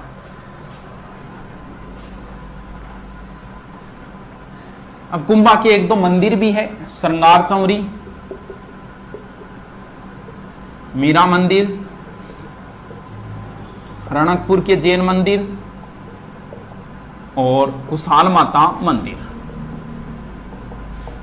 श्रृंगार चौरी कुंभा की पुत्री थी रमाबाई, जिसे वागीश्वरी बोलते हैं। ये भी विद्वान विदुषी महिला थी। श्रृंगार चौरी इन्हीं के विवाह की चौरी है चित्तौड़गढ़। कुंभा की लगभग चीजें चित्तौड़गढ़ दुर्ग में ही है। मीरा मंदिर ये भी चित्तौड़ में है। इसमें कंफ्यूज मत होना, कुंभा का शासनकाल है 1433 से 68, जबकि मीरा का जन्म हुआ था 1498 में, यानी कुंभा की मृत्यु के 30 साल बाद। फिर भी मीरा मंदिर है। इसी कंफ्यूजन की वजह से टोड ने लिख दिया था कि मीरा जो है वो कुंभा की पत्नी थी, जबकि ऐसा नहीं है। मीरा मंदिर जो है वो पहले कृष्ण भगवान का मंदिर था, कुंभा स्वामी मंदिर था। मीरा इसमें बैठ के पूजा करती थी, इसलिए मीरा मंदिर नाम से प्रसिद्ध हो गया था। तो बनवाया इसे किसने था? कुंभा ने ही बनवाया था। रणकपुर के जैन मंदिर पड़ते हैं पाली में, बहुत प्रसिद्ध मंदिर है, मथाही नदी के किनारे है। इसमें 1444 खंबे हैं, स्तंभों का वन बोलते हैं, घंटियों का मंदिर भी बोलते हैं। ये मालवा दोबारा जब विजय की थी ना कुंभा ने, तब बनवाई थी, द्वितीय मालवा विजय के उपलक्ष्य में, कुशाल माता का मंदिर। इसके बाद कुंभा का साहित्य है, संगीत राज, संगीत मीमांसा, संगीत सुधा, कामराज, रतिसार, ये 5-7 ग्रंथ है जो आप देख लेना, रख लेना। कुंभा के बाद रायमल की बात नहीं है, फिर संग्राम सिंह की है। संग्राम सिंह का वीडियो मैंने डाल रखा है और संग्राम सिंह का दोबारा फिर से एक पूरे विवरण के साथ वीडियो बनाएंगे। संग्राम सिंह के बाद में है विक्रमादित्य, संग्राम सिंह का पुत्र। विक्रमादित्य के समय की एक ही बात है, बता देते हैं शॉर्ट में।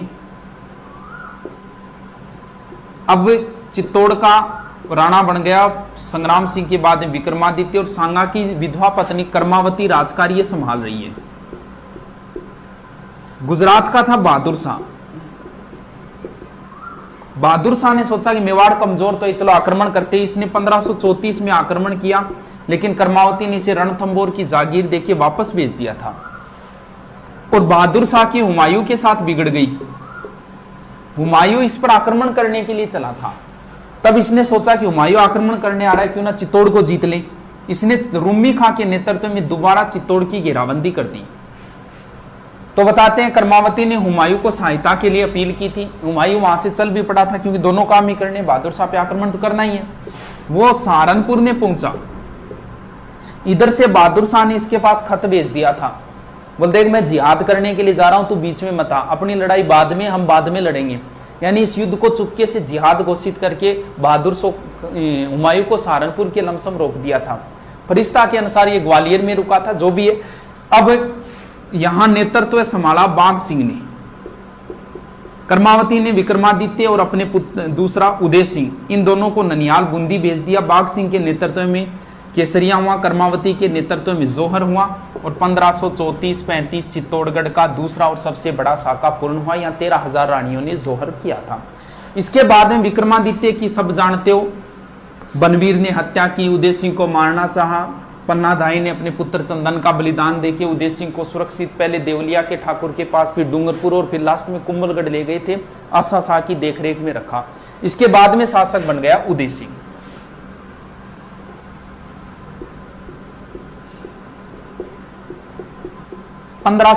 में उदय सिंह के पुत्र अमर सिंह का जन्म हुआ और 1559 में उन्होंने एक झील का निर्माण करवाया, उदय सागर झील, और यहीं पे एक नया शहर बसाया, उदयपुर।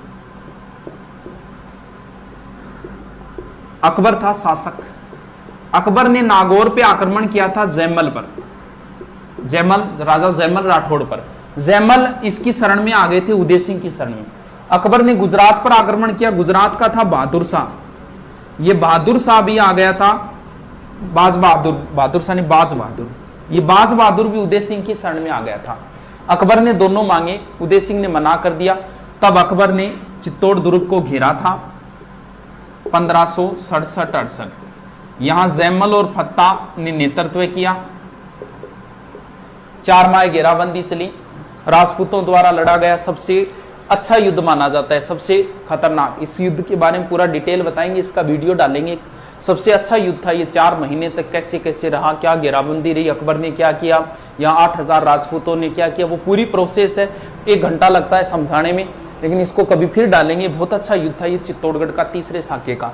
और यहाँ जैमल और फत्ता के नेतृत्व में केसरिया हुआ और फत्ता की पत्नी फूलकंवर के नेतृत्व में जोहर हुआ था। ये चित्तौड़ का तीसरा और अंतिम साका था। इस घटना के थोड़े दिनों बाद ही उदय सिंह की मृत्यु हो गई थी गोगुंदा में। उदय सिंह ने अपने छोटे पुत्र जगमाल को राणा बना दिया था।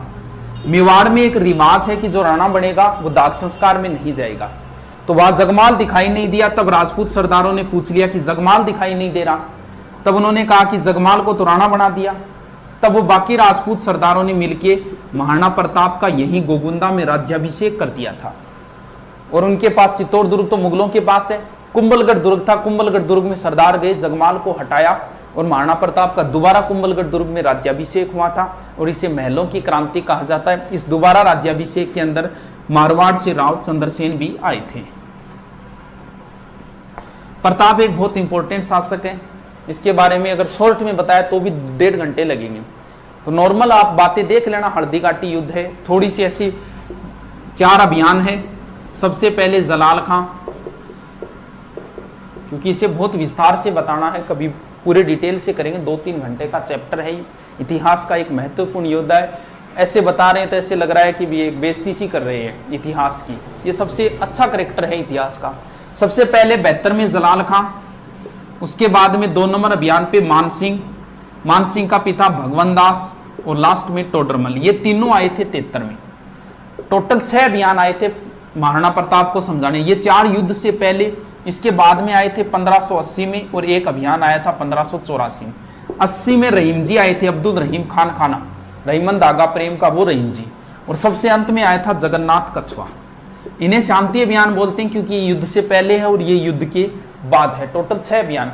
इनका क्रम ज्यादा पूछा जाता है। सबसे पहले एक मुसलमान को भेजा जलाल खां, फिर मान सिंह को भेजा, और पहले बेटे को भेजा, बेटा कोई काम बिगाड़ दे तो बाप को भेजा जाता है, फिर बाप को भेजा भगवंत दास को, और अंत में भेजा गया है टोडरमल को। सूत्र भी बना रखा है कईयों ने, तो कोई जरूरत भी नहीं है सूत्र की। फिर आपको हल्दी घाटी युद्ध की सारी बातें देखनी है, क्या क्या नाम है, क्या क्या है, वो डिटेल आधे घंटे हल्दी घाटी युद्ध में लगता है। तो वो नाम ध्यान में रख लेना। 18-21 जून 1576, इधर वाले का रावण सेना का कौन, इधर वाले का कौन, वो नॉर्मल आप डिटेल पूरा देख लेना।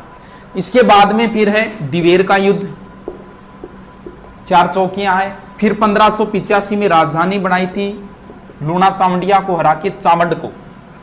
पीछे फैसलेट में आया था चावंड राजधानी कितने वर्षों तक रही। तो कुछ बच्चों ने क्या किया, महाराणा प्रताप की मृत्यु 1597 है, 97 में से घटा दिया था, जबकि चावंड राजधानी अमर सिंह के समय तक रही थी। 1615 में जब मेवाड़ मुगल संधि हुई थी तब तक रही थी।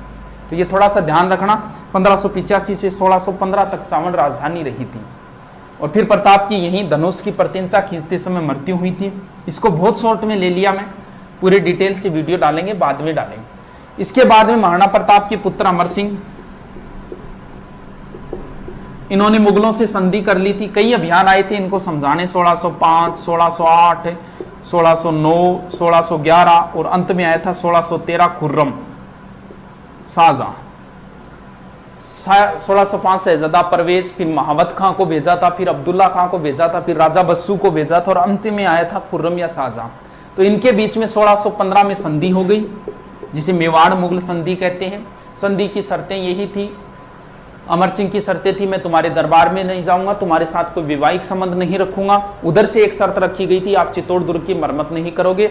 और बाद में सारा चित्तौड़ उदयपुर वगैरह सब वापस दे दिए और राजधानी हट के चावंड से वापस आ गई थी फिर उदयपुर। फिर मेवाड़ का अंतिम शक्तिशाली शासक जो है वो राज सिंह है, जिन्हें विजय कटकातु की उपाधि औरंगजेब से इनकी बड़ी नहीं थी। इन्होंने नाथद्वारा में नाथ जी का मंदिर और द्वारिकाधीश मंदिर और एक राजसमंद झील बनवाई थी। राजसमंद झील का दूसरा नाम राजसमुंद्र है, जो झीलों के अंदर मैंने डाल रखा है। लास्ट किसान आंदोलन शॉर्ट में बता देता हूं। बिजोलिया सबसे इंपॉर्टेंट, बेगू, उसके बाद बूंदी, ये तीन इंपॉर्टेंट है। इन तीनों में गड़बड़ होगी। बिजोलिया भारत में सबसे पहले आंदोलन यहीं से चले थे। बिजोलिया वर्तमान में पड़ता है भीलवाड़ा के अंदर। या ये किस रियासत में था? ये मेवाड़ रियासत में था। उस समय मेवाड़ का महाराणा फतेह सिंह था, चेतावनी राज चुंगठिया वाले। बिजोलिया में दाकड़ जाति के किसान थे। भारत का सबसे लंबा अहिंसात्मक चलने वाला आंदोलन है, जो 1897 में शुरू हुआ, 1941 में जाके खत्म हुआ। पूछ लिया कितने वर्षों तक चला था? 44 साल तक चला था। यानी इसे भारत का मैराथन किसान आंदोलन कहा जाता है। भारत का मैराथन युद्ध है दिवेर का युद्ध, और मैराथन किसान आंदोलन है बिजोलिया किसान आंदोलन। इतने लंबे को हम 3 पार्टों में बांट लेते हैं आसानी से होने से। पहला चरण, दूसरा चरण और तीसरा चरण। पहला चरण 1897 से 1915, दूसरा 1915 से 23 और तीसरा 1923 से 41। सर चरण कैसे बांटे? नेतृत्वकर्ता के आधार पर। प्रत्येक का नेतृत्वकर्ता बदलेगा, क्योंकि 44 साल तक एक आदमी नेतृत्व नहीं कर सकता। हुआ क्या, गंगाराम धाकड़ के पिता की मृत्यु हुई और मृत्यु भोज पर सारे किसान इकट्ठा हुए थे। वहीं पे निर्णय लिया कि यार 84 प्रकार की लाग बागें कैसे भरे। उस समय बिजोलिया का सामंत जो था वो था किशन सिंह या कृष्ण सिंह। तब वहां पे एक व्यक्ति था साधु सीताराम। साधु सीताराम ने सबको राय दी, बोले यार हो सकता है किशन सिंह गड़बड़ कर रहा हो, अपने एक कोई व्यक्ति जाके फतेह सिंह को समझाओ। बोल किसको भेजें? वो नानजी ठाकरे पटेल को भेज दो। ये गए, फतेह सिंह मिला नहीं। वो एप्लीकेशन उनके ऑफिस में छोड़ के वापस आ गए थे। फतेह सिंह ने हामिद हुसैन को नियुक्त किया था, लेकिन कोई समाधान नहीं हुआ। इस बात की खबर मिली किशन सिंह को। किशन सिंह ने 1903 में इन पर एक कर ठोक दिया, चौरी कर, यानी टैक्स कम कराने के लिए गया था, एक नया और आ गया। किसानों ने विरोध में 2 साल तक लड़कियों के विवाह नहीं किए। सारे किसान एकत्रित होकर गए, बोल जी हम तो छोड़ के जा रहे हैं बिजोलिया। तब ये डर गया था और इसने चौरी कर समाप्त किया और लगान 50% के स्थान पे 40 कर दी। इसके बाद में सामंत बना पृथ्वी सिंह। पृथ्वी सिंह ने जैसे ही नया सामंत बनता है तब एक नया टैक्स लगता है, तलवार बंधाई। ये लगा था 1906 में। इसका विरोध हुआ। साधु सीताराम दास है, ब्रह्मदेव है, फतेहकरण चारण आदि के नेता। ये पहला चरण है। तो पहले चरण में याद रखना है, भारत राजस्थान में किसान आंदोलन के जनक साधु सीताराम दास माने जाते हैं, भारत में विजय सिंह पथिक माने जाते हैं। दूसरे चरण का नेतृत्व विजय सिंह पथिक करेंगे। पहले में नेतृत्व याद रखना है, नानजी ठाकरे पटेल को भेजा था, 1903 चौरी कर और 1906 तलवार बंधाई कर। दूसरे चरण का जो नेतृत्व है पूरा, वो पूरा का पूरा नेतृत्व विजय सिंह पथिक संभालेंगे। विजय सिंह पथिक बुलंदशहर यूपी के थे। इनका वास्तविक नाम भूप सिंह गुज्जर था। इन्हें टोडगेट जेल में बंदी बनाए, यहां से भागे चित्तौड़ के ओछरी साइड में चले गए थे और वहां महात्मा के रूप में प्रसिद्ध हो गए। और इस आंदोलन का नेतृत्व विजय सिंह पथिक ने संभाल लिया। और विजय सिंह पथिक ने इस आंदोलन को भारत में प्रसिद्ध कर दिया। क्यों? क्योंकि इन्होंने अखबारों में निकलवाई इसकी खबरें। प्रताप, अभ्युदय, मराठा, इन अखबारों में खबरें छपवाई। और कांग्रेस का अधिवेशन हुआ नागपुर में 1920 में। वहां बिजोलिया से कुछ किसानों को लेकर राजाओं के विरुद्ध में प्रदर्शनी लगवाई थी इन्होंने। तो गांधी जी ने अपने निजी सचिव महादेव देसाई को भेजा था कि यार पता लगा क्या बात क्या है। बाद में यहां 1922 में एक समझौता हुआ था हॉलैंड की मध्यस्थता से। बोल जी हम आपकी 35 लाख बागें कम कर देंगे। लेकिन यह समझौता इसलिए हुआ था कि 22 में असहयोग आंदोलन चल रहा था, उसके डर की वजह से। बाद में असहयोग आंदोलन गांधी जी ने बंद किया, यह समझौता भी फेल हो गया। तीसरे चरण में जो नेतृत्व किया वो सिर्फ नेतृत्व करता याद रखना है। अपने सीकर से रामनारायण चौधरी, जमनालाल बजाज, हरिबा उपाध्याय, माणिक्य लाल वर्मा। और 1941 में टी विजय राघवाचार्य की मध्यस्थता से समझौता हुआ और आंदोलन समाप्त। और बिजोलिया में एक ध्यान थोड़ा सा ये रख लेना, बिजोलिया के अंदर तुलसी बीज नाम का एक व्यक्ति था जो किसका कार्य करता था? संदेशवाहक का कार्य करता था। यानी 15-20 किलोमीटर रोज चलता था और लोगों को सूचना देता था इसके बारे में। तो बिजोलिया लंबा आंदोलन है, लेकिन बातें जो मेन थी वो सारी बता दी मैंने। 44 साल धाकड़ जाति, भारत का सबसे पहला किसान आंदोलन, अहिंसात्मक आंदोलन, साधु सीतारामदास, नानजी ठाकरे पटेल, इसके बाद में महाराणा, फिर किशन सिंह 1903, फिर 1906 पृथ्वी सिंह, उसके बाद में फिर दूसरा चरण विजय सिंह पथिक, फिर कई अखबारों में निकलवाए, नागपुर में निकलवाए, 1916 किसान पंच बोर्ड, 17 में उपरमाल पंच बोर्ड, इसके बाद में फिर वो पोलैंड की मध्य समझौता, फिर तीसरे चरण में 2-3 नेतृत्व करता, फिर टी विजय राघवाचार्य की मध्यस्थता से समझौता। बेगू के किसान मेनाल नामक स्थान पर एकत्रित हुए और बिजोलिया में विजय सिंह पथिक के पास आए। बोल जी हमारा नेतृत्व करो। विजय सिंह पथिक ने भेजा कि आपका नेतृत्व रामनारायण चौधरी जी करेंगे। यानी विजय सिंह पथिक के कहने पर बेगू का नेतृत्व रामनारायण चौधरी, बूंदी वाले रामनारायण चौधरी के पास आए कि हमारा नेतृत्व करो। तो रामनारायण चौधरी ने कहा कि आपका नेतृत्व करेंगे नैनूराम। तो यहां का नेतृत्व रामनारायण के कहने पे नैनूराम जी ने किया, नैनूराम शर्मा के अंदर। अब देखो कंफ्यूजन कहां होगी, वो आपसे पूछेगा कि नानक जी किस किसान आंदोलन से संबंधित है, अर्जी गीत कहां लिखा गया, पंचीड़ा गीत कहां लिखा गया, रूपा जी कृपा जी किससे संबंधित है, बोल सेविक समझौता किससे संबंधित है। बस ऐसे पूछता है, वहां गड़बड़ हो जाती है। वो पूछेगा नानक जी भील किस किसान आंदोलन से, बठगोड़ है क्या, नानक जी बिजोलिया मोग, बेगू मोग, बूंदी मोग, वहां गड़बड़ है। आप ऐसा करो, इस नए को पकड़ो, नए से नैनूराम, नए से नित्यानंद और नए से ही नानक जी। यानी बूंदी किसान आंदोलन का नेतृत्व नैनूराम शर्मा, स्थानीय आंदोलन का नेतृत्व नित्यानंद, नानक जी भील। यहां एक सम्मेलन हुआ 1903 में डाबी में, और गोलीबारी के अंदर नानक जी भील मारे गए।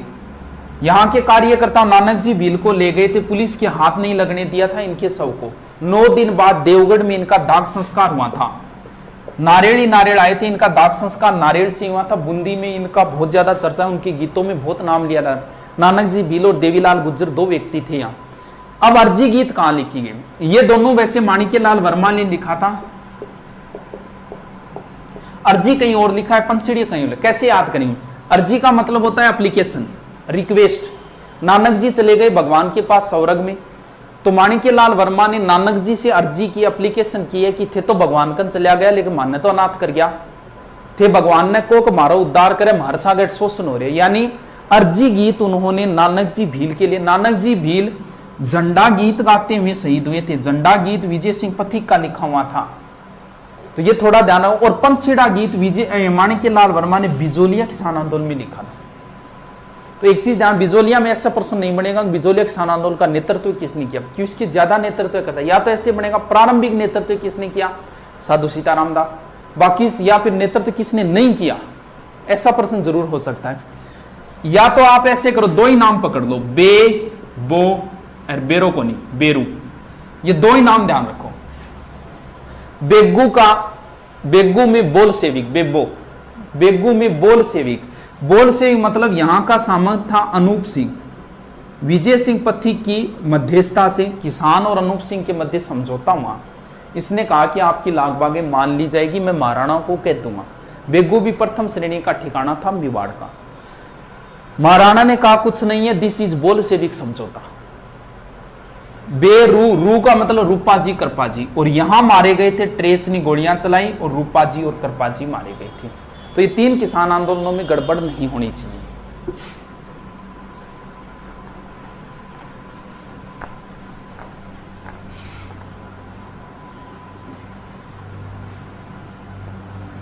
अब बचा है अलवर, सीकर, मारवाड़ और बीकानेर। अलवर ने मेओ ने विद्रोह किया था, मेओ आंदोलन का नेतृत्व यासीन खान ने किया था, और यहां का आंदोलन धीरे धीरे सांप्रदायिक हो गया था, हिंदू मुसलमान हो गया था। यानी कहां के किसान आंदोलन सांप्रदायिक हो गए थे, मेओ। यहां की सबसे बड़ी घटना है नीमूचना। कद हुई गुरुजी, 14 मई 1925। छज्जू सिंह, राजस्थान का जनरल डायर बोलते, छज्जू सिंह ने गोलियां चलाई, किसान मारे गए। इसका कंपैरिजन होता है जलियावाला से, नीमूचना का। कैसे गुरु, इसको नीमूचना हत्याकांड तो नाम दिया था रामनारायण चौधरी ने। इस हत्याकांड को दूसरा जलियावाला, यानी जलियावाला से भी भयंकर बताया था रियासती अखबार जो दिल्ली से निकलता था। और गांधी जी ने इसे डबल डायरिज्म कहा था। और एक जलियांवाला कहा जाता है मानगढ़ हत्याकांड को, 1913 में हुआ था, उसकी तुलना भी जलियांवाला से होती है। इसके बाद में सीकर के जो किसान आंदोलन थे उनका नेतृत्व भी वैसे रामनारायण चौधरी ने किया था। यहां 1931 में क्षेत्रीय जाट सभा की स्थापना हुई और 1934 में जाट प्रजापति महायज्ञ का आयोजन हुआ था। सीकर के किसान आंदोलन की विशेष बात ये, यहाँ की किसान आंदोलन की खबरें इंग्लैंड का एक अखबार है डेली हेराल्ड, उस डेली हेराल्ड में छपी थी। अब जब अखबार में आ गई तो फिर संसद में मामला उठा। अंग्रेज था लॉरेंस, उसने इस मामले को संसद में उठाया था, हाउस ऑफ कॉमन। यानी कहां की किसान आंदोलन की खबरें, इंग्लैंड में सीकर की किसान आंदोलन की हाउस ऑफ कॉमन में उठाया था लॉरेंस ने, यानी वहां की संसद में मामला उठा था। यहां की प्रसिद्ध घटना है कटराथल, सीकर। बस यहाँ का प्रसिद्ध प्रश्न है किशोरी देवी, बार बार यही आता है, हरलाल की पत्नी थी। प्रश्न यही आता है कटराथल में 10,000 महिलाओं का नेतृत्व किसने किया, किशोरी देवी ने, और यहाँ वक्ता का कार्य किया था उत्तम। वैसे अगर आपसे पूछ लेना कहाँ किसान आंदोलन में महिलाओं ने भाग लिया था, तो वो बूंदी में है। बूंदी में महिलाओं से भी बेगार ली जाती थी, वहां किसान आंदोलनों में महिला ने भाग लिया था। सीकर में एक जगह है कुद्दन, यहां भी लॉर्ड वेव ने गोलियां चलाई। जयसिंहपुरा में भी हत्याकांड हुआ था। ये 2-3 एक नाम है, थोड़ा ध्यान रखना। बीकानेर में पानी के लिए आंदोलन हुआ था, आबियाना कर के लिए। बीकानेर के महाराजा गंगा सिंह गोलमेज सम्मेलन में गए थे। पीछे से एक अखबार निकलता है बीकानेर दिग्दर्शन, उसमें खबरें छपवा दी थी चंदनमल भेड़ ने गंगा सिंह के विरुद्ध, तो इसे कहा जाता है बीकानेर षड्यंत्र केस। और यहां जो मैन है वो है दूधवा खारा आंदोलन। दूधवा खारा पड़ता है चूरू के अंदर, इसका नेतृत्व हनुमान सिंह वगैरह ने किया। हनुमान सिंह एक पुलिस अधिकारी थे, एग्जाम में आया था, कहां की किसान आंदोलन का नेतृत्व एक पुलिस अधिकारी ने किया था, दूधवा खारा। मारवाड़ में वैसे मादा पशुओं के निष्कासन के विरोध में आंदोलन हुआ। यहां एक नाम याद रखना, चांदमल सुराणा। सुराणा होता है बनिया, यानी बनिया का मतलब फिर नापतोल, 1921। यहां तोल आंदोलन हुए थे 1921, 100 शेर से संबंधित था वो तोल आंदोलन। लास्ट घटना है डाबड़ा हत्याकांड, कब हुई थी, 13 मार्च 1947। डाबड़ा पड़ता है डीडवाना नागौर। यहां कुछ लोग मारे गए थे, जिसके अंदर है रामूराम, चुन्नीराम, धन्नाराम, नंदराम आदि 2-3 एक नाम है, वो पीछे एग्जाम में आया था पुलिस वाले में कि रामूराम, चुन्नीराम, धन्नाराम, रुगाराम आदि किस किसान आंदोलन में मारे गए, तो ये थे डाबड़ा हत्याकांड।